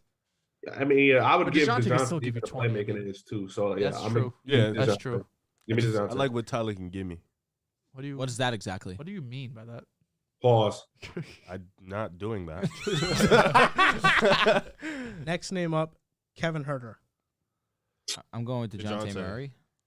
Kevin Herter's been balling this year. I'm He's a going baller. Why are we Kevin thinking Herter. about this? DeJounte Murray. As He's a the- number he's one the- he's the guy, ten- you're he's going the to. ten- Neither of them are number one It's just what I'd No, rather. would you They're rather? neither Who would you one-on-one rather? guys. Okay. But it doesn't Kevin mean they have to Herter be the can number fit more one guy. teams. His shooting is special. He has the 10th best on and off differential of any player in the You're NBA. not. You're serious.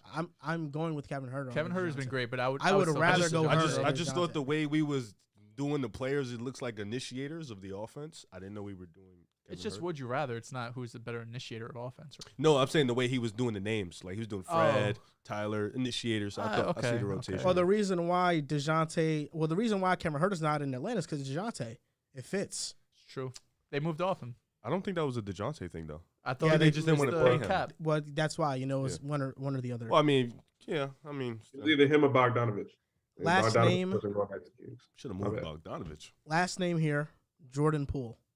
Oh, Poole. I'm going with Poole. Fuck we doing here? No, I know you have a hard time with this. You swear down Jordan Poole is Just the like you next swear coming of Fred Jesus VanVleet's Christ. good Poole, anymore. I'd go Jordan Poole. Oh, so I'll he's go bad? Jordan Poole. Jordan Poole's better than Fred VanVleet. right now in 2023. I mean, it's over. What fine. what- Is Fred's gonna Jordan, be is Jordan better? Poole better than Tyler Hero? And we just said Tyler Hero over. DeJounte. I would say same level. So you're still taking Jordan Poole over DeJounte, like you took Hero over DeJounte. Yes. Because of that same reason. Okay, that's fair. Yeah, I would take all like that. All those. Oh, this shit froze. Man, Yeah, wow. he froze again. Yep. I would probably take all those guys in the same tier, like Simons, Hero. Yeah. Poole. I would probably Maxey take all- too. Yeah, I would take Mhm, Maxey facts. too. This is tough. You're thinking about it. I am. This one's really tough. I get it. You don't watch Because Poole a when lot. Poole's respect. When Poole's on, obviously he's amazing. Respect Poole. I You I don't. do. Oh my God, I tell the truth about Jordan Poole. Oh, now we're truth tellers.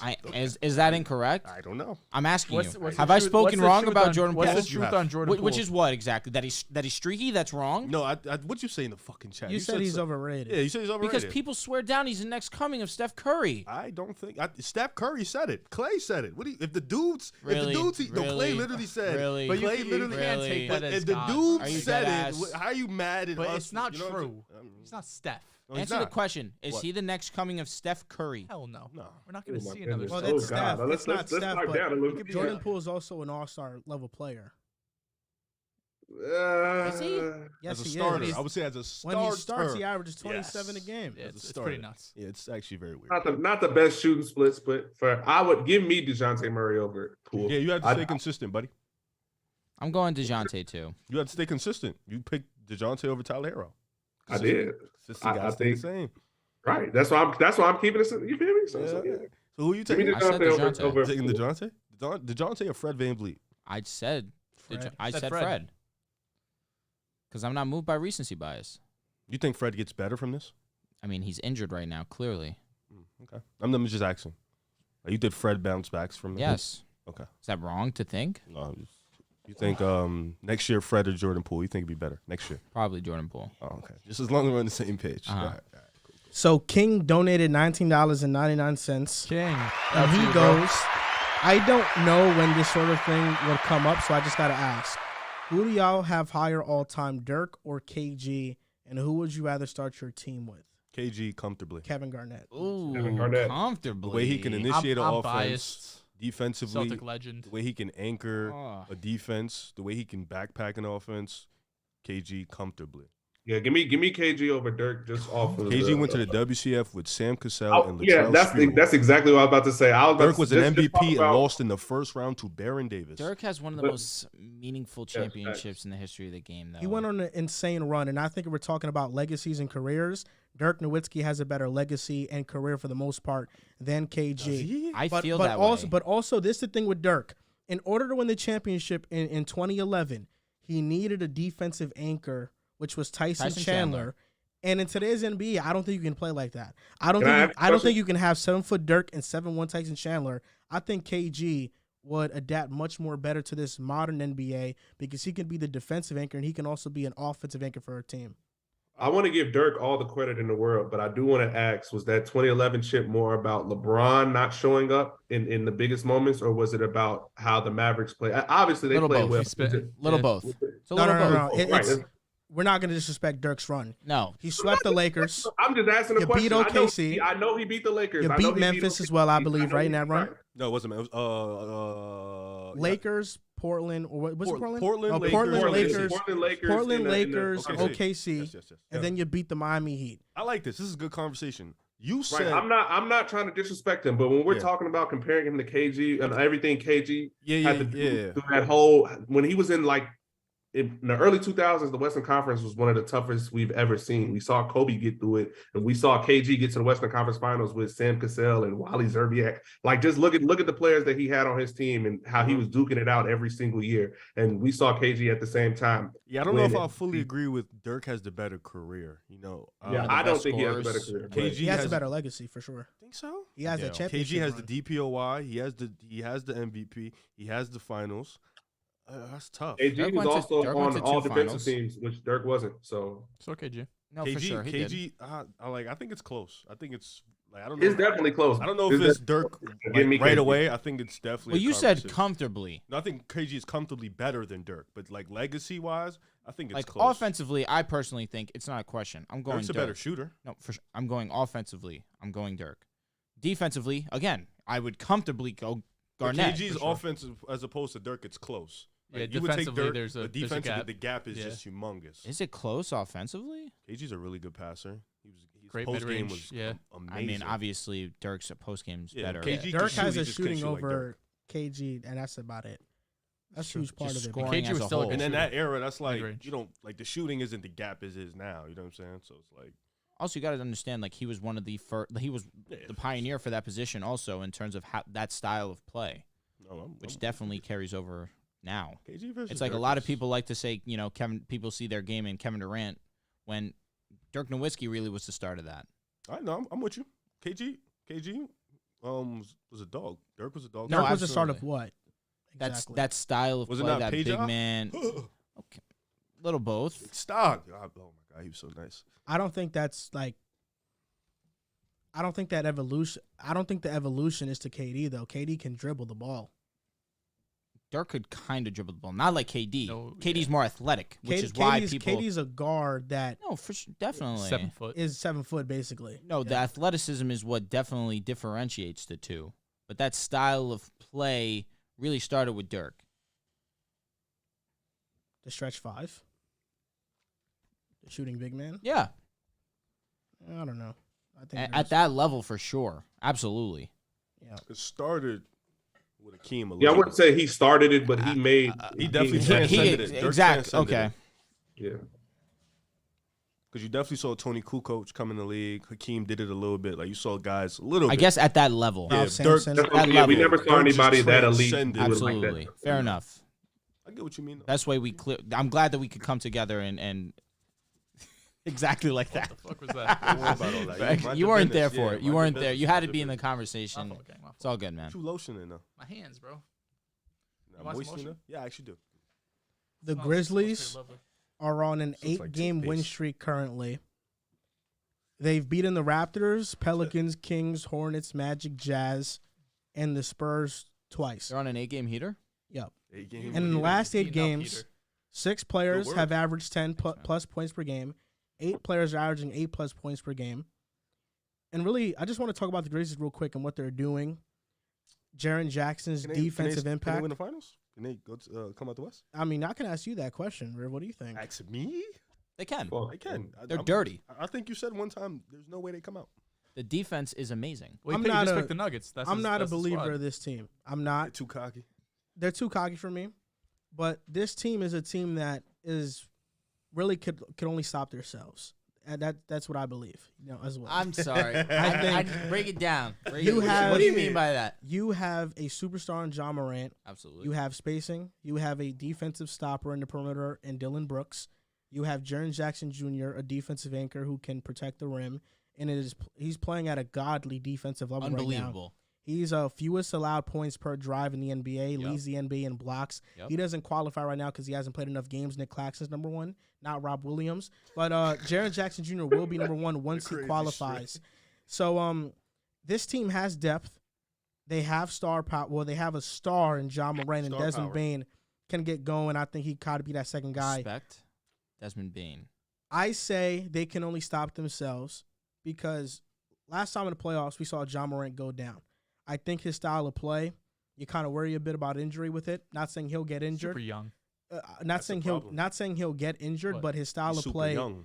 is very He's saying he should reckless. Stay healthy. No, but he's saying that he's He's reckless. super young. He's that reckless. He gets hurt a lot. I He see. misses a lot of games. Dylan Brooks' shot selection can hurt them in the playoffs offensively, but defensively, his impact is just so grand you can't take him off the floor. And Jaren Jackson Jr. is fouling at an alarming rate still. It's because he tries to block everything. So that to me is really what I'm worried about when it comes to the Grizzlies, and that's those are them problems. Jaren Jackson Jr. foul trouble, Dylan Brooks shot selection, John Moran health, but this team, I think they're a matchup nightmare for some of the top teams in the West. I think the Nuggets, Jokic just makes everything so much easier. But when I saw the Pelicans face the Grizzlies earlier this year, Zion was neutralized. Zion Williamson didn't have a very good game. Jaren Jackson. And that's because of Jaren Jackson's Dog. size in there. So because of that, what's wrong with you? So because of that, I think that, they can beat the Pelicans. They can beat the only teams I'm really worried about them beating are the Nuggets and the Warriors, fully healthy.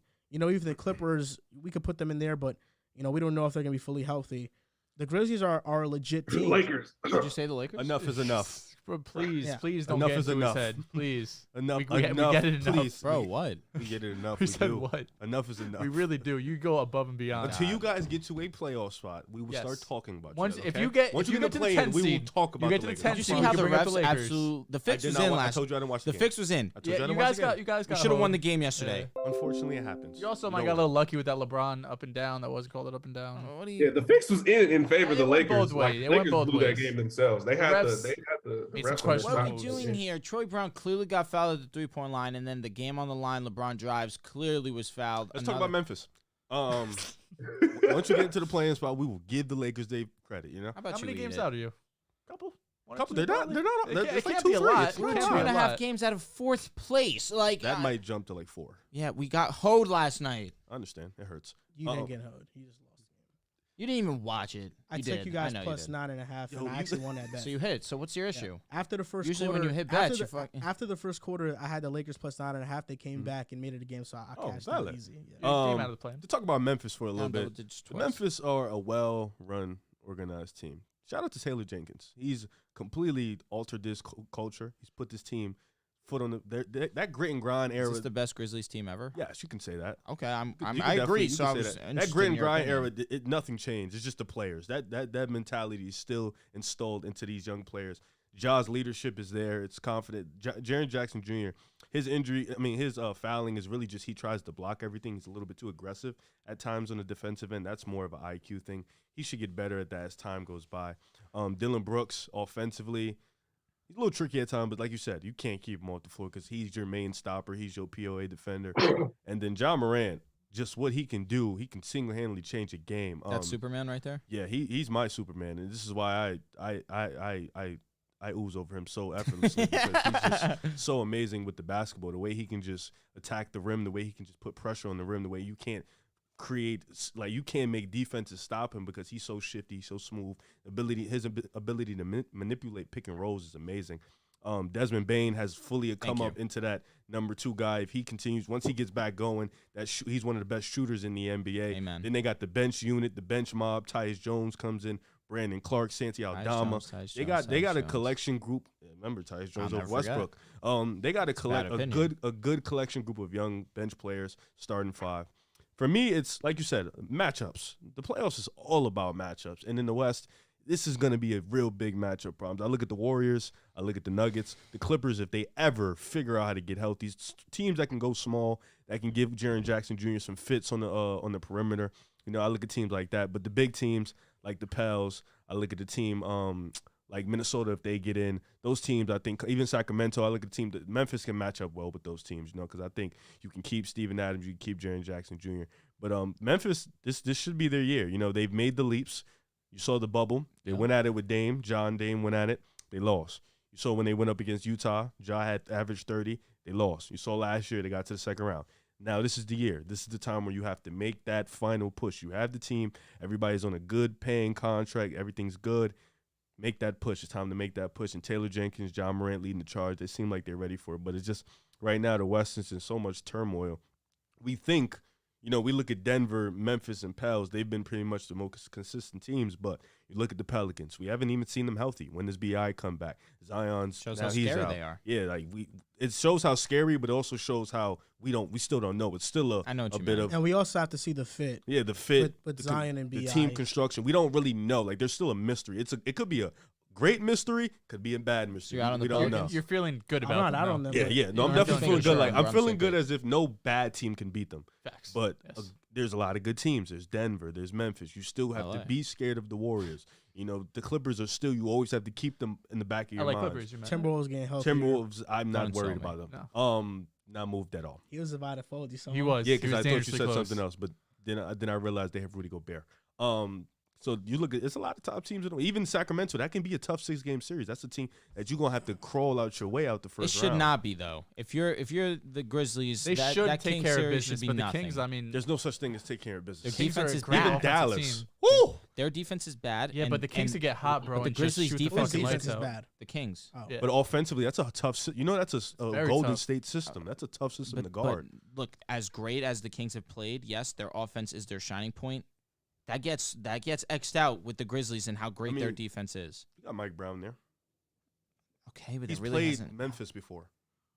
It- He doesn't have the It's different he doesn't have personnel. he doesn't Yeah, have the it's, personnel, but he has an idea of what Same when he was an assistant. The Kings aren't going to be an because easy he's the playoff defensive coach. matchup. So Like that, I'll The Kings be aren't gonna honest. be an easy I'll be playoff honest. They're not. It might be great game after great game. it'll be a 6-game That might- series. Might be a 5-game series. Still to be tough. They'll Yeah, be they're sweating gonna out be, of there'll that. be dogfights They'll for be sure. They'll be coming at it limping. The Kings So just fucking scored. we were talking about Jaren Jackson, how great he's been over the last 6 games, 19 points, basically 8 rebounds, 4 blocks a game. For the last 12 games, he's had at least 2 blocks. He is insane. 1.2 steals, 57% from the field, 43% from 3. And this is averaging 29 minutes per game. The Grizzlies blow out every team that they play that he's not getting more minutes. And these are the numbers that he's putting up. He has been spectacular. Definitely going to be a strong candidate for Defensive Player of the Year. He's currently the favorite. And Yeah, I was about to say he's the favorite. OG's not the favorite no more? OG is 4th. It's was Jaren Jackson, Brooke. Claxton has climbed to 3rd. No. OG's like 6th. He's below the Bam and injury Giannis. definitely put him. Bam, where's Bam? Because Bam is 4th. they're disrespecting. Yeah, Bam really does need that respect. And also another key part that really doesn't get spoken about, but I'm glad you mentioned his name, is Desmond Bane. When Desmond Bane plays, they're 16-5. That's a 62-win pace. Desmond Bane was definitely a loss that did hurt, but of course, Grizzlies just continue to keep rolling. But now you have him back in the lineup. That's an extra 20 points right there, and one of the most efficient 20 points you'll have in the league. Like Riv mentioned, one of the best three-point shooters in the game, and defensively, he gives you great defensive effort as well. Ja Morant, what else is there to be said? This dude is box office. He is an amazing basketball player, and this Memphis team as a whole is scary because they'll beat you with athleticism, with speed, defensively. They're one of the best units, the best unit statistically in the NBA. And in transition, they'll get out and score buckets. They're one of the best in transition as well. This Grizzlies team is definitely one to be reckoned with, and there's not many teams that can hang with the Grizzlies right now, and that's Grizzlies, a fact. number 1 in defensive rating, number 2 in Number net one in rating. defense. Oh, it's not Cleveland no more? Yeah, No, it's they're still the best in the league. Yeah, go ahead, JD. What were you saying?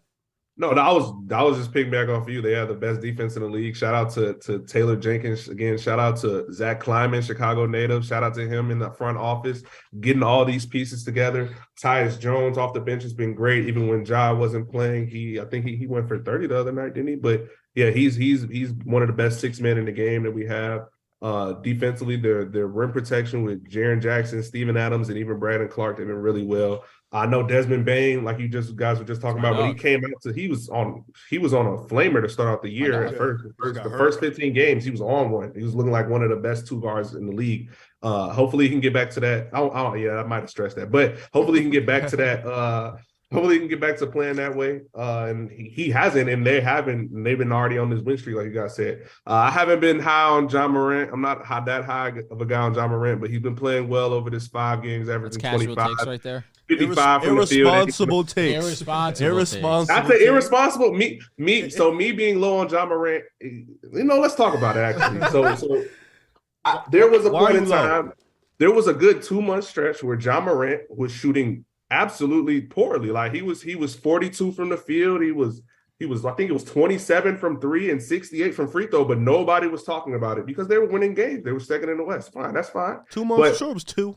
Trae Young, on the other hand, was having his slump, and everybody was on his ass. I just be wanting to, figure out why we don't talk about people in the same context. His last 8 games, 6 of them were 30s. 30 Right. bucks. I just gave him credit. I just said in his last 8 games, I just told you he's averaging 28. He's shooting 55 from the field. He's shooting 80 from the free throw. That's what I want to see from him. So I love to see it. And like I said, everybody else around, this is a really good team. Now, when you talk about the postseason, like you guys have been already said, matchups, it depends on who they get. We already saw last year they were in a dogfight. They shouldn't have won that series against the Timberwolves, being honest. But they were in a dogfight. That comes on with. What do you think is their favorable matchup? What do you mean they shouldn't have won that series against the Timberwolves? They were down. They shouldn't have won. They were blew down. it. That's on them. I mean, if your grandma had busts, you'd be your grandfather. It's simple. A better team. He needs to get fouled.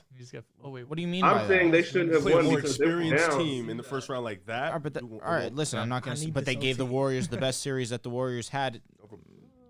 No, John Contra in the love. He playoffs. hasn't got That's brought up once. I was expecting you. Fuck John Contra, John. Forgot to tell you that. But they shouldn't have. I feel like they shouldn't have won that series last year because they had. I think they 4 of those games they were down 15 points going into the fourth quarter or something like that. So what you think? Like what would be a favorable matchup for you with Memphis? Like favorable matchup for first round? Yeah.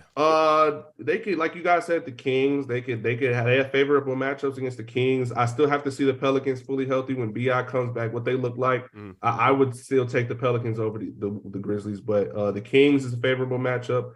Dallas. Mavericks, yes, I agree. The Mavericks are a favorable matchup. I feel like Ja Definitely. could really get going for a team that doesn't have great rim protection with the Mavericks, but have great, point of attack defenders with DFS. I feel like Ja can really get going and get everybody else going. So yeah, those are the three. The Kings, the Mavericks, and the Pelicans are three teams that I wouldn't want the Grizzlies to play. That I feel like the Grizzlies could easily not easily, but get rid of in the Mavericks now in the playoffs. Now you talk about the Clippers, the Nuggets, and the Warriors. Not so much. And the Lakers. So, yeah, I feel like they're still I don't know a if you're piece trolling or not. away from being a championship contender. A For real. piece in terms of because they got Bane, who's going to be there. Mhm. Steph, or not even a piece. Just let these players develop. That's another thing. That's All what these they've players done. are really That's young. what they've done. These are fourth year players, fifth year players. You got to give them time to develop. They'll be better over time. Just give them time. So maybe they don't need another piece. Maybe Ja takes another step that I've yet to see, but maybe he takes another step into that top 10, I'll say top 10 status that, maybe he takes that step, takes that leap. Defensively is where I want to see him really improve on the other side of the ball, and his jump shot, because his jump shot is not that good right now. But regardless, I feel like he can make that step again. He's in his fourth year. We got to give these players more time to develop. We gave all these other all-time legends time to develop, so give a lot of these younger players time to develop. They'll be a contender. I think they're still a year or two away from being real contenders, but yeah, I like what the Grizzlies are doing. And I didn't even bring up the DPO. I didn't even talk about Jaren Jackson that much. And yeah, he's playing the way he's playing right now. So yeah, I like what I'm seeing from them. They have the pieces to put it together. It's just, can they put together for this stretch or a stretch in the future? I mean, you talk about matchups all you want, but they have the superstar with Ja. They have a potential defensive player of the year in Jaren Jackson. Desmond Bane can be a reliable number two. Coming back off the injury, his first few games he could not shoot, but his last 3 games he's 4 for 7 for 3, 3 for 5, 4 from 5. So he's starting to find his stroke again from 3. So that's always a good thing that Desmond Bane's being able to get back. I think to start the year he was averaging over 25 a game, right? He was putting up some crazy numbers. Yeah, with Ja still Respect putting him. up. Desmond Bane, man. Desmond Bane's a hooper for sure. I think you can't count out the Grizzlies. They gave the Warriors a great run last year, again, without Ja Morant for a couple of those games as well. And while there's definitely teams you'll take over them, like the Nuggets right now are playing some of the best basketball, especially offensively in the NBA. The Pels, as we discussed, the Warriors that you obviously have to respect. But, I mean, this is a team that is young, but to a degree has experience, right? They made the second round last year. They won a playoff series. They're getting over that hump, and they have a young, still ascending superstar in Ja Morant, as I mentioned, with the pieces around him. So I don't want to be quick to count them out just because of matchups, because you might call the Warriors a bad matchup, but last year, I mean, they went to 6, and who knows if Ja plays in every game, how that series really goes. Who knows? We know, bro. You'll see when I thought Golden State was going to win. I did too, but this is a different Warriors team than last year. This is also a different Warriors team that has not been as dominant this season as last year. At home, you're dominant, sure, but on the road, you guys are pitiful. You're poopy. You're dog shit. The worst in the league. You're like worse than the Pistons. Gaga. How am I entertaining? You're a Lakers fan. Better than you. What's her name? All you gotta do is get one on the road. You do. All you gotta do is get one. I mean, like, unless they still won, then you gotta get 2. The thing with what you're saying, it makes sense because when you watch the regular season, you have to use some of it to translate to the playoffs. The thing why I don't look too much, I don't look at the road record as a bad thing is because going back to last year, it's not the same, but it's kind of the same. Memphis beat the Golden State Warriors 3 times in the regular season, 3-1. They beat them 3-1. But when they went to the playoffs, who was out? Was that a time when Draymond was out? No, Draymond played 2 of them. So it's like you look at the situation and I get the road record is horrible. I understand that. But a lot of it is when you get to the playoffs, all that shit goes out the window. The experience comes into factor. And I know people like to say Ja Morant didn't play, but when Ja Morant played, they beat them by 40. And then when Ja didn't play, they beat the Warriors by 40. So it's the difference. They have weird splits without Ja. Yeah, it's like the injury thing. It makes sense, but the games are so weird to really define what would have happened if Ja was there. It's so weird. I don't even know. Most case though, you're gonna take your best player in a 7-game series and hope for the best over. But they weren't being Golden State though. I thought it was a long shot too, but regardless, you still got to give them. You got to give them some credit, some chance against it because it's not like there's a solidified favorite in the West. You know what I mean? You could be high on the Nuggets, the Warriors, whoever it might be. The Grizzlies are gonna give whatever team a fight. Jalen Brunson just had another 30-point game against the Wizards. He's one of the greatest there ever was. Sorry, Game's not over yet. No, we're still playing, man.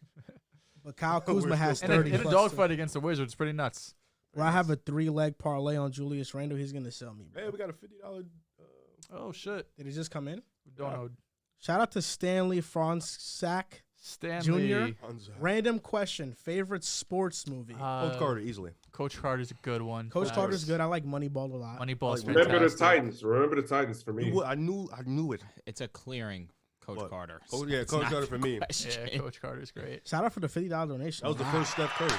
Timo Cruz. Yo, Timo Cruz, that brother had the ratty. Timo Cruz, man. Timo Cruz is like that.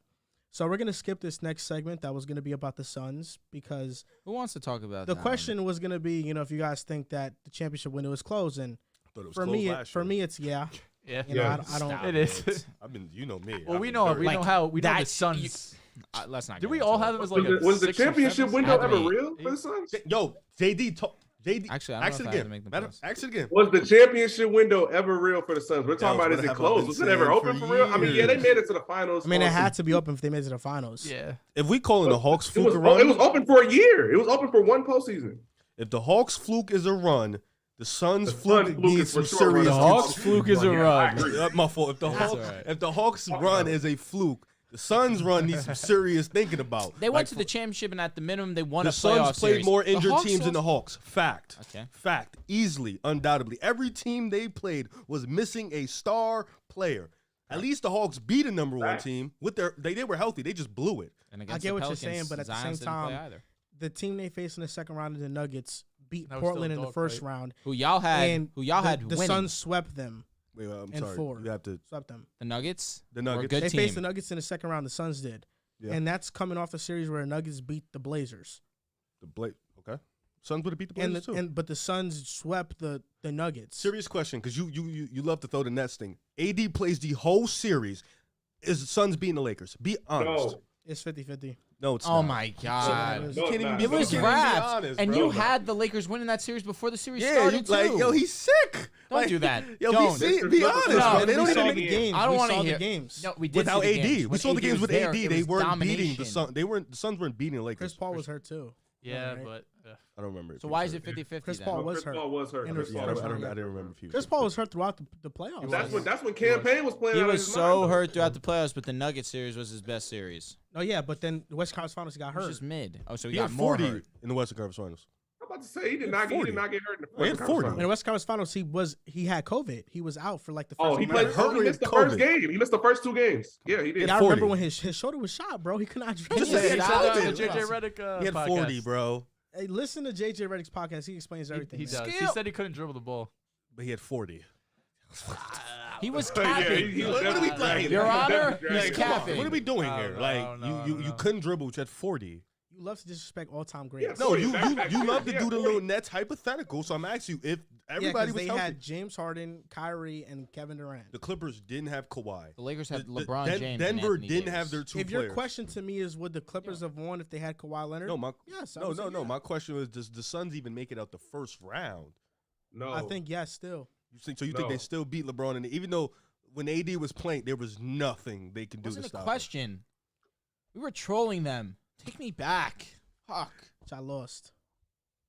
I'm sad. Kuzma John really lost. dropped 40. Yeah, against he's us. bugging. No, it's- It Haven't had been to be him. fantasy. So It's lit. buy or sell. Now we're gonna go on to this topic, Our hands are mad lubed. and I'm gonna Let name. me get involved. I'm going to name a couple Nice. players, and then I'm going to name teams that if you think are gonna be sellers or buyers. Ew! Oh, Ew! oh, No, your hand is Yo, actually ew! Ew, bro. What, bro? Feels like the inside of I had lotion of on. a JJ. What? Oh, you always gotta take it a step too far. My bad. What? Buy or sell? Buy Yes, yourself. buy or me. sell. So what I'm gonna do is Yo, this basically is tough, man. Bro. I'm going to your hands name are a mad player. Sweaty, bro. And I had fucking the lube on, bro. I'm sorry. Just caught me off guard. I'm going bro. to name a player. River was touching all my He hands was, too. that's he was facts. all Yo, let him over it. finish. For real, you guys are ridiculous. I'm sorry. It caught me off guard. It was crazy. I'm going to name a player, and after I name this player, I'm gonna be like, "Are you buying or selling them getting traded?" So if you're buying it, you think they're gonna get traded. Got you. You're Got you. selling it, you don't think they are. So buying or selling. First name up, D'Angelo Russell. Buying. D'Lo, Buying. he is so pissed off at Timberwolves right now. Buying. He's definitely gone. Bye. I actually, you know what? Because you sent me, Joel, you sent me the list of topics, and it was the trade machine at first. And D'Angelo, it's crazy you say D'Angelo Russell first because he was the person that I had in one of my trades. I think, let me bring it up real quick. My bad. I think that D'Angelo Russell should get traded to the Lakers. Here we go. D'Angelo, There you go. You love him on the Lakers. No, this is the one guy in the whole NBA you don't want on the Lakers. Why? You gotta talk to your man. We've got a history, Dude, why man. you don't want him on the Lakers? Magic was the one. Magic Weren't was even the a one Lakers that fan at like that D'Lo. Magic is gone now, so he can come back. You weren't a Lakers fan. I say D'Lo. Once I become a fan, the history comes with me. I'm crying. I say D'Lo and Taurean Prince for Russ in one of those first rounders. Just one. Now look, the reason that I say that is because Does that right make it now, the Timberwolves, I believe, are 6th in pace. The Lakers are 2nd. Uh-huh. You plug in Russ into that offense. I feel like he's just a better fit around especially when Cat comes back. He's better putting pressure on the rim. They have a bunch of shooters around him. You know how Russ likes to get the big man involved. He gets Rudy Gobert better, more looks, better touches. I feel like it's just a better situation for him. Also, you talk about contracts. They're both unrestricted free agents. Now, D'Lo is probably going to be looking to make around the same amount of money that he's already making right now, which is $30 million, while Russ is up in age. I'm sure he knows at this point in his career, he's not going to be making no bag like he is. He's the second highest paid player in the league right now. I'm sure he knows he's going to have to take a pay cut. So Russ could go back to the Timberwolves on a lower contract, probably like $15 million. It just saves both teams money. It solves both the teams' problems, I feel like, which is, like I said, the Timberwolves are already a high-paced team. You put Russ in, who's a high-paced player, I feel like you can get more out of everybody around them. And then with the Lakers, obviously, their number one problem right now is three-point shooting. D'Lo's immediately a better fit to the team than Russ is. You get Taurean Prince right now, who's shooting 40% from three, even though he's already played. He's only played, I believe, 20 games, but he's not getting the minutes that he would want. The Lakers need bigger wings. Besides LeBron, LeBron is playing the 4 and the 5 with AD out. And even when AD comes back, I'm sure LeBron doesn't just want to play the 4 or the 5 at minutes when AD's not in the game. So give them a bigger wing. Taurean Prince is 6'7", 6'8". Again, he's still shooting 40% from three. So 2 3-point shooters for them, I feel like that solves their problems. Both teams' problems. He said some things. He spit. I'm not going to lie. If this was September, Look at him hurt. October, let's trade Russ. Looking at how the Lakers been playing, I don't disagree with this and statement Russ's at all. impact You're right. to the Lakers. Correct. I don't think that's a net positive for the Lakers. I think Russell Westbrook is a pivotal part of the Lakers, and I don't think that swapping him out for a player of like D'Lo is going to help. Russ been 6 months a year. Look. So the problem with that is, I don't know if you saw the game last night, and it happens every single time the Lakers get in a late game situation and Darvin Ham plays Russell Westbrook too many minutes.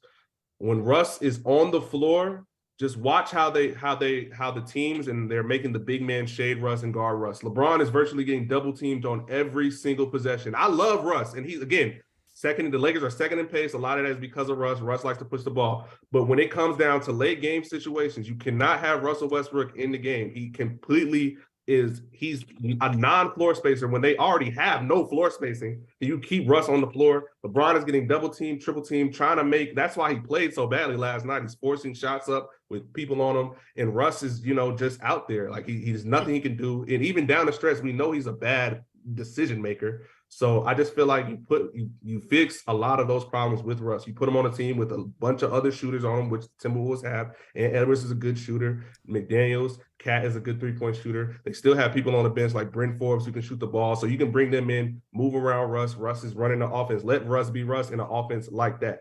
More so mainly I just noticed how the Lakers play when Russ is on the floor down the stretch. And they've lost a lot of, like the Portland game early in the season that they lost.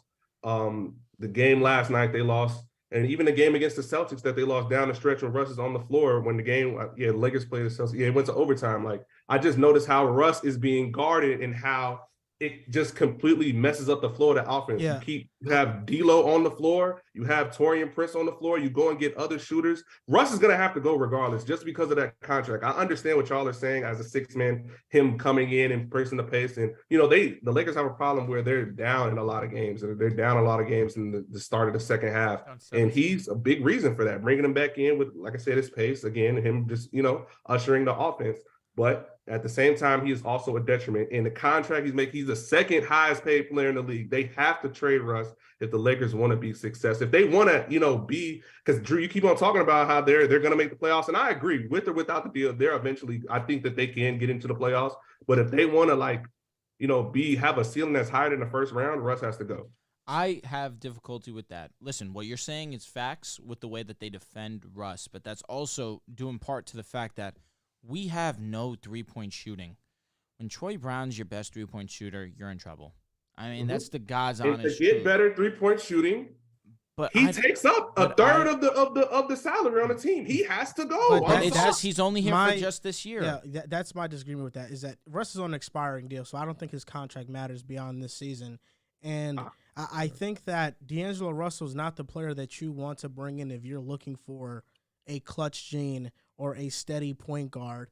And given his style of play, I don't know if it fits best to LeBron. He's a player that needs to get a rhythm, that needs to have the ball in his hands. He's a volume shooter. That's what he is. And if you relegate him to like a spot-up role, I think the inconsistencies with D'Lo are going to show much more. He's a negative defender. I don't think that helps Minnesota. This spacing you're talking about Minnesota, they don't got no spacing. Edwards is an average three-point shooter. McDaniels is an average, below average three-point shooter. I would say more so average. Cat, yes, he's a great three-point shooter, but I mean, you're having Russ and Gobert starting. I mean, that doesn't sound good. The Timberwolves clearly would have to be playing for next season. I don't know. I mean, at that point, you're trading. That's why I said they're both unrestricted. I like the Heat for D'Lo. I like the Heat for D'Lo also. That makes sense. But the Heat are also interested in everybody. Because I think Kyle Lowry is past his prime. He is. I don't think he's really good anymore. Yeah. Well, what does D'Lo do for the Heat that Kyle Lowry can't? It gives him another scoring option who can also play. It doesn't change their ceiling. He can score it better. Kind of does. It kind of does. How? Because what they've missed in the playoffs was a second reliable option. D'Lo's not. He's not. But Tyler Hero should be.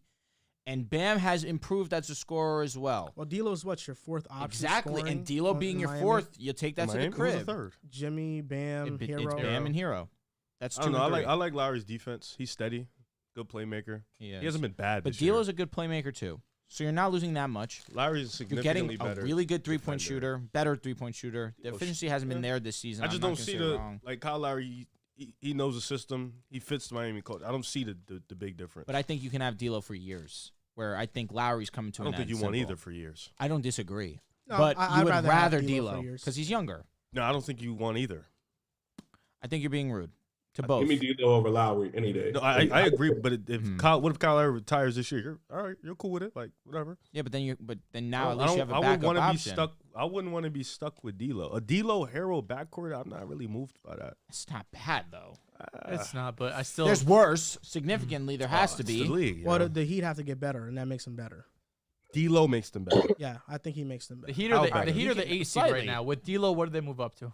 That's what I'm saying. Like, 6? how better does it make them? Well, better than but Indiana? Then they're playing the Nets, Celtics, Bucks. The Heat are a top 6 team in the East. They've just been injured. Okay, so they're top 6 team in the East. If it doesn't, but if that move doesn't make them one of the top teams, it shouldn't matter. I mean, it's a deal. It does make them better because they're in the second tier. They're not in the.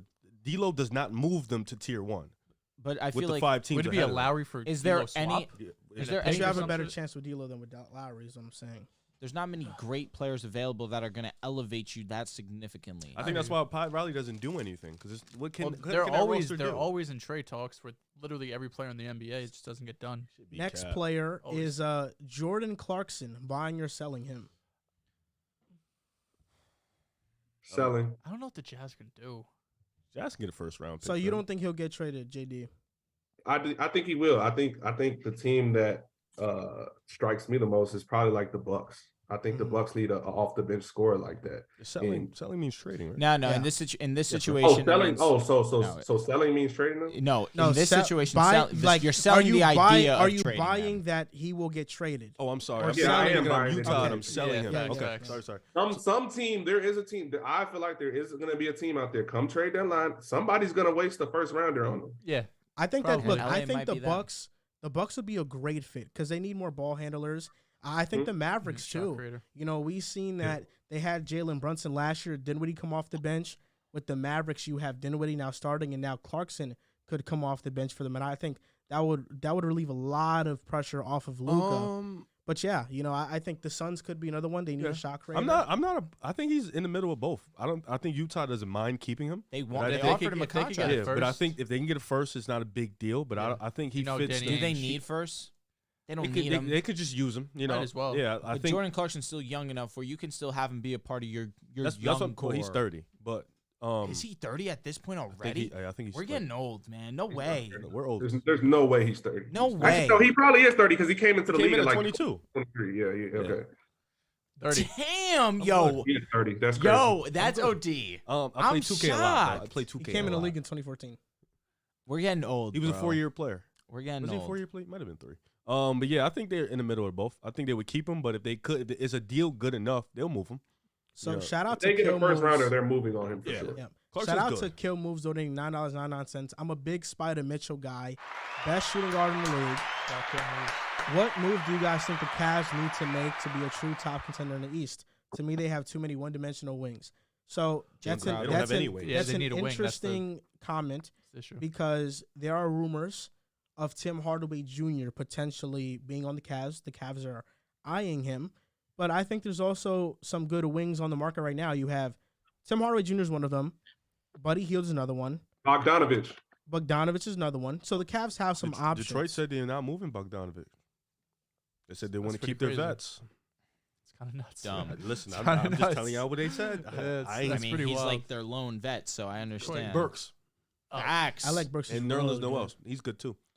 They said they want to keep him all. Lakers interested. Again, in if a Nerlens team as well. throws out a first, just like Jordan Clarkson, if a team throws a first rounder to the Pistons who are tanking, Oh their yeah. They should. Yeah, they're They taking it. are taking it. And a team, and I feel like a team. There are teams that are out there that are desperate enough that need wing shooting, that need I think- wing depth, that will Yeah. send out. a I think first rounder Cleveland for Bogdanovich. Cleveland, that move has to be Bogdanovich. If you want to go to the next level, it shouldn't be Clarkson. It Sadiq shouldn't be Bey's Tim not Hardaway moving you? Jr. No, it shouldn't be Sadiq Bey. It's that Bogdanovich. That move is the one that puts you like, all right. Because he can create his own shot and he can also Yep. spot it really well. Yeah. Oh, you don't have to explain to me why Boyan would be great. I mean, Boyan's a savage. I love him on the Lakers. Miles Turner buying or Who selling. wouldn't you love? D'Lo. Selling. I don't think the Pacers are gonna make the move. I'm I'm trying to buying. re-sign him. I'm buying. The contract issue really is one of the main reasons why I'm high on them moving them, on them moving him. Excuse me. We have a road win. And I Selling. just I think say selling. Was the Spurs? But Yeah, you'll I don't take think it. I don't What's think your you're getting traded. fourth one on the either. year? Yeah, I don't think he's even Yo, traded. either. fourth one is crazy. Now, Take it, bro. Buddy Hield. I'm buying Same. also. Say, I think Indiana's in. I don't know, think man. they're in with this Yeah, I team. agree. I don't think they're gonna go with it. Indiana's trading either one of I think them. they're in with this group. I think they Yeah. think they can compete. They're in with this group, and none of them are on big, Yeah, hefty they're contracts. team-friendly players. Yeah, Yeah. For sure. I think they're in on. I think and everybody in Indiana's staying. I'm sorry. I feel like I if Buddy Hield was getting traded, I feel like it would have happened. Yeah. Yeah, now that they're having some success too. Jay Crowder. Oh yeah. I mean, Yeah, buying. that's what he move. said the Fire. other day, today, What? about how it's not about the money, it's about how the coaches don't respect him and shit. Oh really? Yeah. They kicked them out of the Suns from what I was reading. Mhm. is that Yeah. They kicked them out. He's They actually got did to get some- moved. I mean, I he's think a player clearly like doesn't play. that, I have 3 destinations that I think would be really good Jay Crowder destinations. One of them is the Cavs. for sure. That's for sure. makes a lot of sense. The vet, Sixers, I think the Sixers could use some defensively, and also just like another heart and soul of the team. I know they have PJ Tucker there, but another guy that's a PJ Tucker. And I think the Kings, the Kings are a really good fit for Jay Crowder. I actually made a trade on 2K last night. I was up at like 4 a.m. and I decided to play 2K. And I traded on the Kings. I traded for Mason Plumlee. I think Mason Plumlee is a good backup center for the Kings. He and it was we're series That just is moves John. John was salivating at the idea of Mason Plumlee in Sacramento. But John Collins, buying or selling, he'll get traded. It's every year. I'm sorry. Giving I me don't the think it's Miles gonna Turner vibe. happen. I don't think it's he gonna will- Buying. I'm buying it. He will get traded. This year's the year, It though. finally This is the year. happens. Yeah, Finally, this is finally third happens. year's the charm. the The year third he's year on outta the trade there. block. That's how I feel about Miles, honestly. So I can understand why. The we're Lakers, right? And he's and Buddy and Hield. again, this is another Take my one. This is another one 27-29. I trade See machine ya. for. Apparently, I what saw was the I trade? saw a report that their asking price has declined significantly for John Collins over the year. Yeah, Bring him to LA. Yeah, the value's definitely gone Yeah, down. yeah, for sure. What's your trade machine, JD? I was gonna say. So I think this again helps the. And I think it was. I forget who it was in the chat. I'm sorry, I'm blanking on your name, but Nico. I think it was Nico in Discord. He was saying, you're gonna fix the Hawks, fix them. So I feel like DeAndre Ayton, Jay Crowder, in a second rounder for Justin Holiday, John Collins, and Okongwu. I don't know how realistic that is, but I think the Hawks need to change. Obviously, need to get Collins up out of there. I think the Suns. I know for a fact DeAndre Hunter is not happy with the Suns. I just know how he was talking about the Suns early in the season and how him and Monty Williams weren't talking. And I just feel like he's not happy there. He wants to change the scenery, and he already signed the contract with the Pacers until they matched it. So obviously, I don't think he wants to be there. So yeah, you fix some of the Hawks' problems. You get DeAndre Ayton and Trae Young in a pick and roll. I feel like And yes, the that Hawks- definitely would work for the Hawks. I don't know if the I don't Suns know if are the that's why I Suns said I don't accepting know how that. realistic Yeah, it I is. don't know if But Collins you and get Okongwu is worth Okongwu, you get Collins, you get some young pieces that you can somewhat build around with Chris Book. Paul in his final days and Devin Booker. Again, I don't know how realistic that is for happening, but I would like to see it. So but I do think at the end of the day, I think John Collins does get moved. I don't know where, but I think it happens. DeAndre Ayton is one of those players that he's gonna get traded, and everybody's gonna think he's gonna improve to this great player, and he's always just gonna be the same. Yeah, he's average I like mean, 18. he's been good. Yeah, he's a solid Well, player. he's not an all-star. No, but he's No. one of the better centers in the league. The center He doesn't position play is at an weak. all-star I level. don't disagree. No, I don't think You so. could say no. What'd You you could say, say Rev? that. I don't think he Actually, plays he at plays at all-star all-star level. level. I like a lot of He's centers. basically over him. double-double, averages almost 20 points a game. Yeah. Well, I like Jokic. I like Embiid. I like Sabonis. I I like like Bam Lopez over, Adebayo. I like Ayton. Cat over him too. There's so many players. Claxton, Lopez Claxton or over Ayton? I like Lopez for fit too. Yeah, for Claxton sure. or Ayton? It's very close. I JD, love you gonna Claxton. hate me It for is this? JD, you gonna hate me for this one, but I like Kevon Looney over DeAndre Ayton. I'll be honest with you guys. Oh my goodness. Championship DNA. The John I Collins, love there was it. a trade discussed between the Jazz and the Hawks. They discussed Vando and Beasley for John Collins. I think the Jazz would be crazy That's to make it. that deal. Yeah. Look at Looney right now. If John So- Collins is going for that, then shit. Oh my god. Are you buying or selling Pascal Siakam getting traded? I'm buying. Selling. I don't think he There's gets no moved. way in hell the Send Raptors. this The dude. Raptors There's shouldn't no way he Yo, gets traded. send I ain't them gonna lie. boys out. Nah, Unless if you you want- want realistically sell if it. you want to Unless move the Trent or Mavs, Fred, unless the Mavs throw them a ridiculous They deal. don't even have a deal to throw at them. no, Trash bag. multiple firsts. Reggie Bullock. Multiple firsts. We'll give you Reggie Bullock, Tim Hardaway Jr. Vincent 4 Dinwiddie, And, Reggie Bullock. firsts. Yeah. Last name Cool. Bojan Bogdanovic. Apparently, they're not interested in moving him. I'm Probably buying. should. They're Probably gonna They're trade moving him. him. him. I'm They're gonna buying trade him. I I'm think they're buying going him. to trade him too. I'm going to sell. I think he stays. That's what it sounds like from Detroit. They don't want to move him. Did you guys hear that the Pacers are also looking to move Chris Duarte? They're open to trading him. Oh, they're lottery pick. He's 26. Been in the league 2 I'm years. about to say he's like 30, ain't he? Yeah. So now these are the teams that I have them into two groups. So first Look at one Looney. is the teams that are sellers. So do you think these teams will make a move at the deadline and trade some of their older talent or some of their talent? And then we'll react to some some trades on Twitter that you guys sent to us. So will any of these teams sell at the deadline? Pistons, Raptors, Bulls, Wizards, Can we go Pacers, one by one? Goodness. Jazz, bro. Spurs, Go What one are by we and supposed one. to do Rockets. here? Want me to go one by Yeah, one? please. I would love that. Okay. Are the Pistons going to It could be trade really their, quick. some of Just- their players? This could be really snappy. Yeah, just say Okay, Just say yes. so- Are these buy or sell? Are these teams? Come on, Well, these teams sell at the trade Here deadline. we go. The Pistons, sell. they're selling. I think they're hold on. the Raptors. He'll sell this year. They will sell, but not pass. Yeah. I don't know. They don't sell Pascal. Yeah, They don't Gary- sell OG. Gary Gary Trent could get Trent traded. and maybe Fred. Trent's probably the depending most on what likely his- to go. What his value Correct. is. Chicago Bulls. They've made it very clear they're going to stay together. I don't think they so make a big they move. buy. Maybe something think small, they but make not any Lavine, move. not Not this DeMar. year. They buy. They might be. Ooh. They might be a quiet team at the deadline. The Wizards.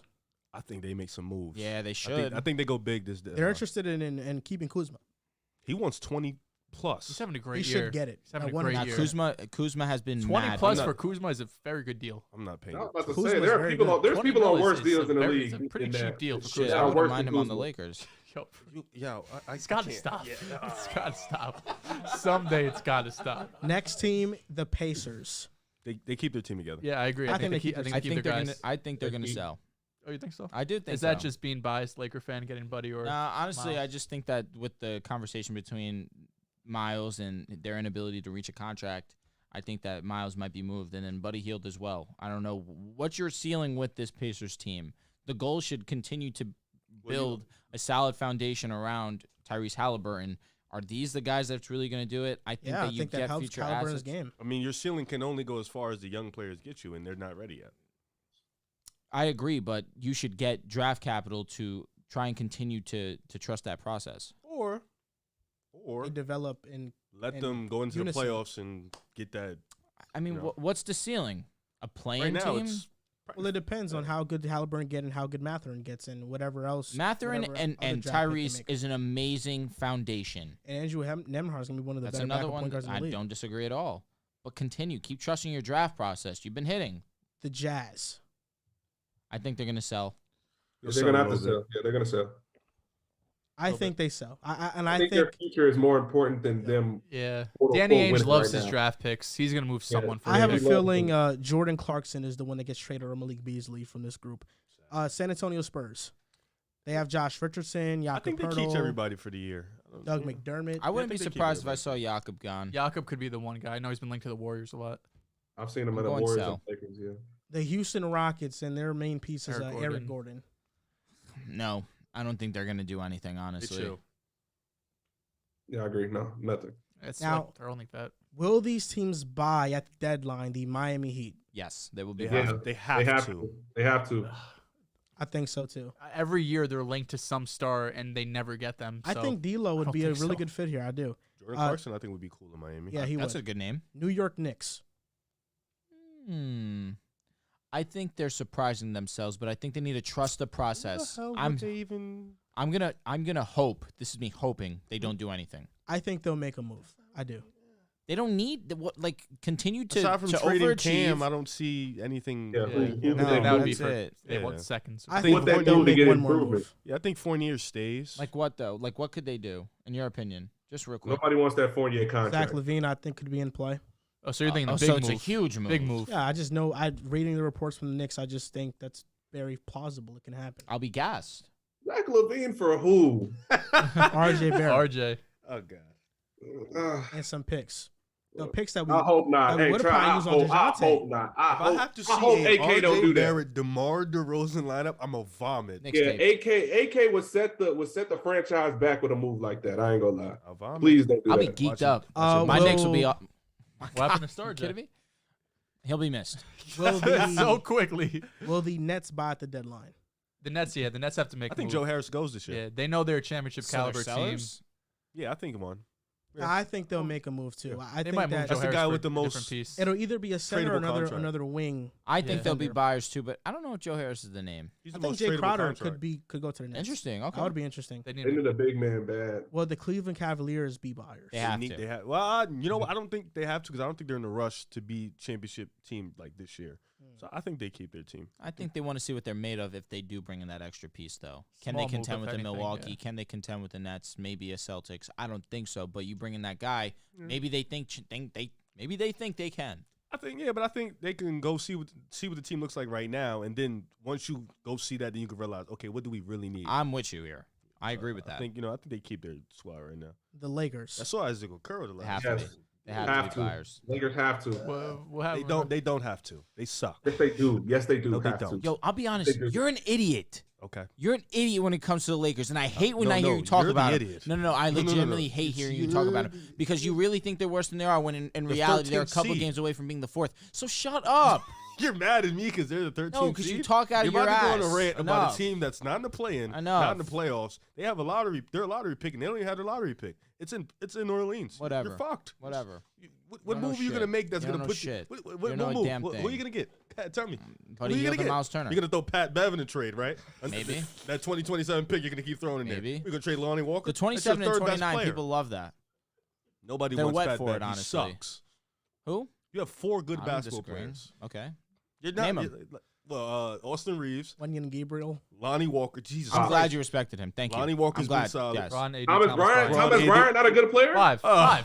Okay, 5. We'll And give Thomas Bryant's really good. We'll Yeah, give he's Thomas he's Bryant. solid We'll give as Thomas fuck. Bryant. Okay, 6 because Westbrook's off the bench. Okay, I was gonna say we're not gonna We'll give you 6. respect You have him. 6 good players. Okay, how many people are in rotation? 7, 8? How about you calm down? I 7, mean, the 8 rosters. playoffs maybe it gets cut Keep down it to quiet. like 8. That's but- really I what mean, happens. realistically, Westbrook has to realistically in the go, man. playoffs, Westbrook Westbrook's like a gotta go, half.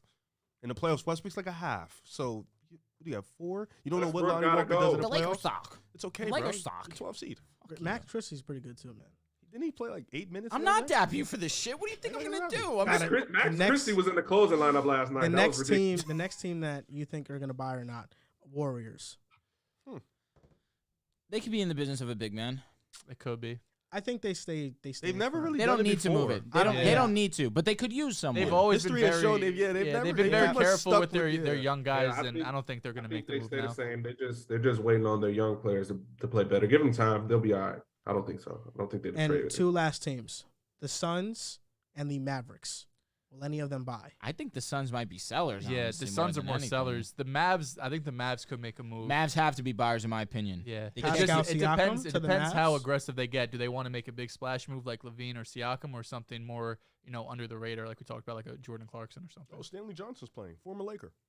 Miss him. There's a lot of former Lakers. Now on to the trades on Twitter that we told you guys to Lakers send. legend.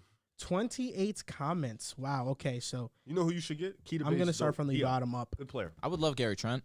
That's not what I said, but okay. I ignored everything That's you just- said, honestly. That's not. I said Keita okay. Bates Diop. So you guys ready for You don't these know who that trades? is, don't you? Be Okay. honest. Peter Bates Diop.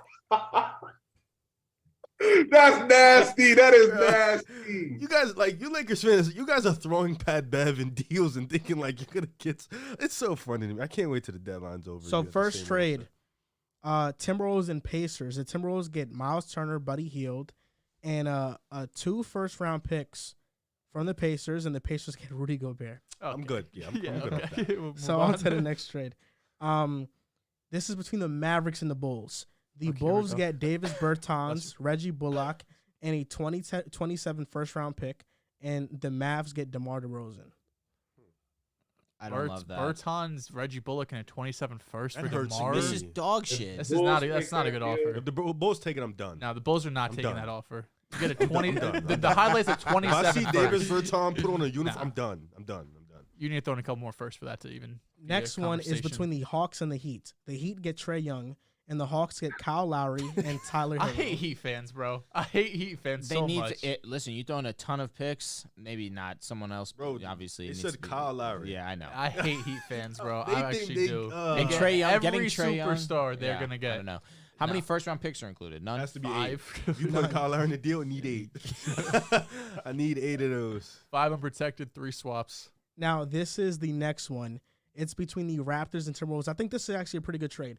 The Wolves get Fred VanVleet and Gary Trent Jr., Okay. and the Raptors get D'Lo, Jalen Noel, Wendell Moore, and a second-round pick in 2023. So D'Lo expiring I'm contract. actually not opposed on that one. Yeah, I like that one. For That's a good Minnesota, deal. you bring in The 2 guys second who can round- contribute. For the what are these guys called? The Raptors, you bring in Yeah. some young players. Noel's good. Wendell Moore has a lot of promise. I like it. and I D'Lo's actually- on an expiring. yeah, I'm not mad at that one. I know you Gary hate that. Trent, 'cause six Gary man, Trent that's- go- Gary Trent and Fred. I'm Yeah, just like, yeah, come on, I bro. think What the? That's What's actually going not a bad on? one. And I'm going to start naming these guys ats. That's and the then best looking one at we've their- heard so far. Yeah, that Yes. was really good. So next one is at @just_demon. It's between the Nets and Pacers. The Nets get Miles Turner, and the Pacers get Joe Harris, Day'Ron Sharp, and Cameron Thomas.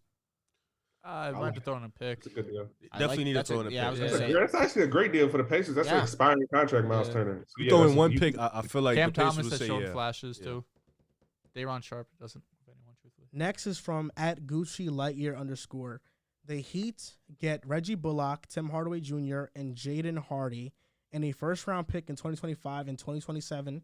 And the Mavericks get Jimmy Butler. Oh no. 2 Anyways, first. next one. Yeah, Not nah, enough. nah, Next nah, one. Yeah, nah. Come on. This is from @_Kevin_ Tucker_. It's between the Magic and the Bulls. It's a meme right How here. will we trade? The Magic get Vucevic, and Oh, the here we Bulls go. get Wendell Carter Jr., Franz Wagner, Oh, and the yeah, he trolling. They 2023 trolling. first They round. trolling. That's fucked up. That's good Oh, trolls. man. Good trolls. Good troll. Shout out 6 man. Good troll. Good troll. This is from at Stuart Lord. It's between the Suns and Cavs. The Suns get Dylan Windler and Isaac Okoro, and the Cavs get Jay Crowder. That's I mean, fine. I love me some Okoro, but got to make moves. Got to try to win. Bye bye. One of these? Yeah, like bye bye. Yeah, hate that for him. I'm with that. He That's fine. stinks. Get him out of Crowder here. for Coro. That was a good trade. Yeah, that makes sense. Next trade is from at A Train Big Dog between the Nuggets and Bulls. The Nuggets get Drummond and Caruso, and the Bulls get Davon Reed, Zeke Naji, and a first-round pick in 2029 top 5 protected. 2029. Yeah, I'm top good off 5 that. Protected for I'll be Caruso. honest with you. That's just Caruso needs respect. Yeah, man. Caruso should get more than Shit's a 2029. 2029. first. Said Come on. Davon Reed. How would he pick a 2029 I don't first? want to. Like, did I he don't just care go about that through, shit. Like you're picking like a 7 years 13-year-old. down the road. Yeah, come on, bro. I don't. This is from at Culture. The Bulls get Doug McDermott, and the Spurs get Derek Jones Jr., Kobe White, and Dalen Terry. What the We fuck? can't Why deal. would they get What- Doug what is McDermott? this We're deal? getting, What's we're the getting point of that? fleeced all day. Yeah. Like what are we doing here? You trading role players? I don't and think these they're interested in trades, trading you know what their I I mean? Fine, like Derek Doug Jones. McDermott. He be dunking shit. Nah, I wouldn't Yeah. give him up. Oh, that's about it. So now You next put one is 3 for from 1 for Doug McDermott. so now They next one is crazy. from at Zam Zali. They trolled us. Probably unrealistic, but Yeah, Collins here we on this go. roster would be nice. Nets, John Collins, and the Hawks get Patty Mills, Joe Harris, Cam Thomas, a first-round pick in 2023, 2028, and 2027. I would do like John I on was Nets, gonna but I don't say think they that's- say yeah. I don't think even that's. do that. I don't think Three that's first for John unrealistic. Collins. That's not a hard. Yeah, that's. I was gonna fleece. say a lot of picks. If I'm the Hawks, I say yes Yeah, expeditiously. yeah, Hawks steal, but John Collins on the Nets is actually kind of nice. It's not the most unrealistic trade we've heard today. No, we've heard some shit. Next one is from at the one kid Allen. Knicks and Raptors trade. The Knicks get Otto Porter, so a player that's out for the year. Okay. Gary Trent, two second-round picks, and the Raptors get Fournier, Cam Reddish, 2 second-round picks, and a first-round pick. It's a lot to think about.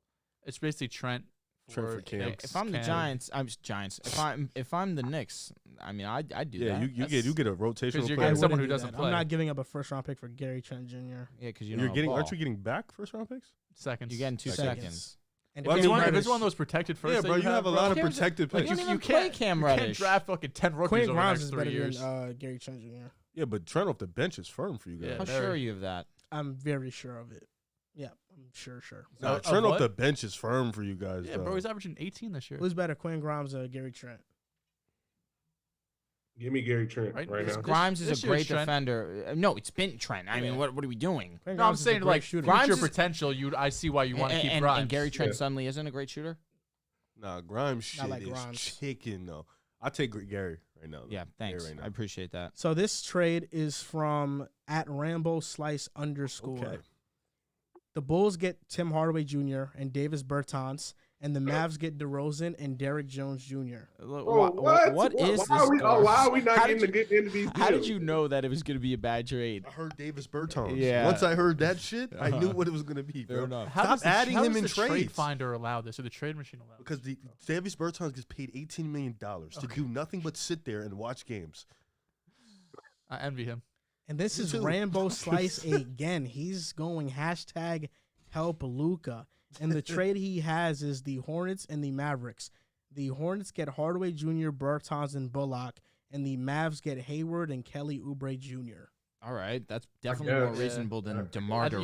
You'd have to throw a pick the Hornets way most likely. Dude's just one. Those are bad contracts from the Hornets, but Yeah, you that know. Gordon Hayward. Dude's just deal, one so- help for Luka. That's all Yeah, I'm it's- hearing. That's all they're trying to figure Now, out. this is from at Q Boo Gavelli. Bulls and Lakers trade.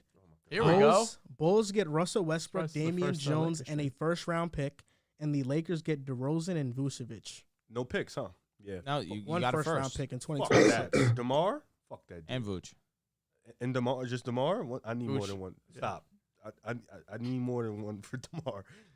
Vooch is sure. just. I agree. That sounds like a good trade to me. I know. I bet it Sounds like a does. fleece for you. Yeah, nah, I'm good. I don't really like it. I feel like I need both picks. You need to. All right, listen, they you do need need him. to. You You need two both. for DeMar at least, and I need like a second rounder for Vooch. Like And two. honestly, You have a I'm not too fond of Vucevic. I think Thomas Bryant can do what he does. I'm with you. I ain't mad at Brian's been great. He sucks. I'm not mad. He stinks. Now- I've been when I'm gone. Russell T, who I see a lot in the mentions, shout out to God, I him. see him so much. At Russell T 33, he has a 3-team trade. He's getting frisky Here here. we go. The Knicks, it's a 3-team trade between the Knicks, Lakers, and Raptors. The Oh. Knicks get 2 second-round picks. The Lakers get Gary Trent and Cam Reddish. Oh, And the nice. Raptors get Pat Bev, Damian Jones, Kendrick Nunn, the Lakers 2027 first-round pick, and a second-round pick in 2028. A 2027 first for Trent and Cam Reddish. I'd say sign me up if I'm Sign me Lakers. Yeah. Yeah, I think that's a good deal. We need all we can You get. can get better for that. You Oh, can get God. more. I don't think you You're can. being too I'll be picky, honest. bro. I don't think you can. You're You being want to give up a picky. 27 first for Gary Trent right now? Listen, You're you're being talking picky, to bro. me. Just I bring him- love Gary Trent. I really don't Love know Gary a better Trent player you're in, getting. in LA. For a We'll see. 27 first. We'll see. You're not getting And the DeMar. 29. Don't forget. I know, but I'm saying one. Just How the 127 fuck first. do you even get a 2029 access pick? Like, that shit too far. Oh, man. So next trade is from @Sosa_Bonds between the Bulls and Lakers. Hot. The Bulls get Russell Westbrook, and they get from the Lakers 2 first-round picks and 4 second-round picks, and the Lakers get DeRozan, Vucevic, and Caruso. You mean to tell me Please, God. Manifest this man's trade into reality. that trade That's sucks? such a bad deal. They just want the Bulls to get fleeced at any point. Please, God. DeMar Vooch and Caruso comes back home. You still won't win. What do you mean? It's a championship team right there. It's a championship team. I love the creative trades. Right here is at Navjaz Samuel, and he has a 3-team trade that I think is really cool between the Warriors, Cavs, and Spurs. The Warriors get Shetty Osman, Jakob Poeltl. Yeah. The Cavs get Kuminga and Doug McDermott. Stop the deal. Stop the And fucking the Spurs get Wiseman, Okoro, Oh my Moody, God. and a first-round Yeah. pick. in Giving 2025. up all your young guys for Fuck that. Jakob Poeltl and deal. Once you Seti said Osman. Kuminga, shut the deal down. No. Shetty. Yeah, I'm Man, good. If Shetty. Kuminga turns into nothing, it'd be pretty hilarious. Don't care. I'd rather risk that. Oh, Yeah. Then. Nope. You I giving like up that trade a Moody lot. and Wiseman on top of it. They can go.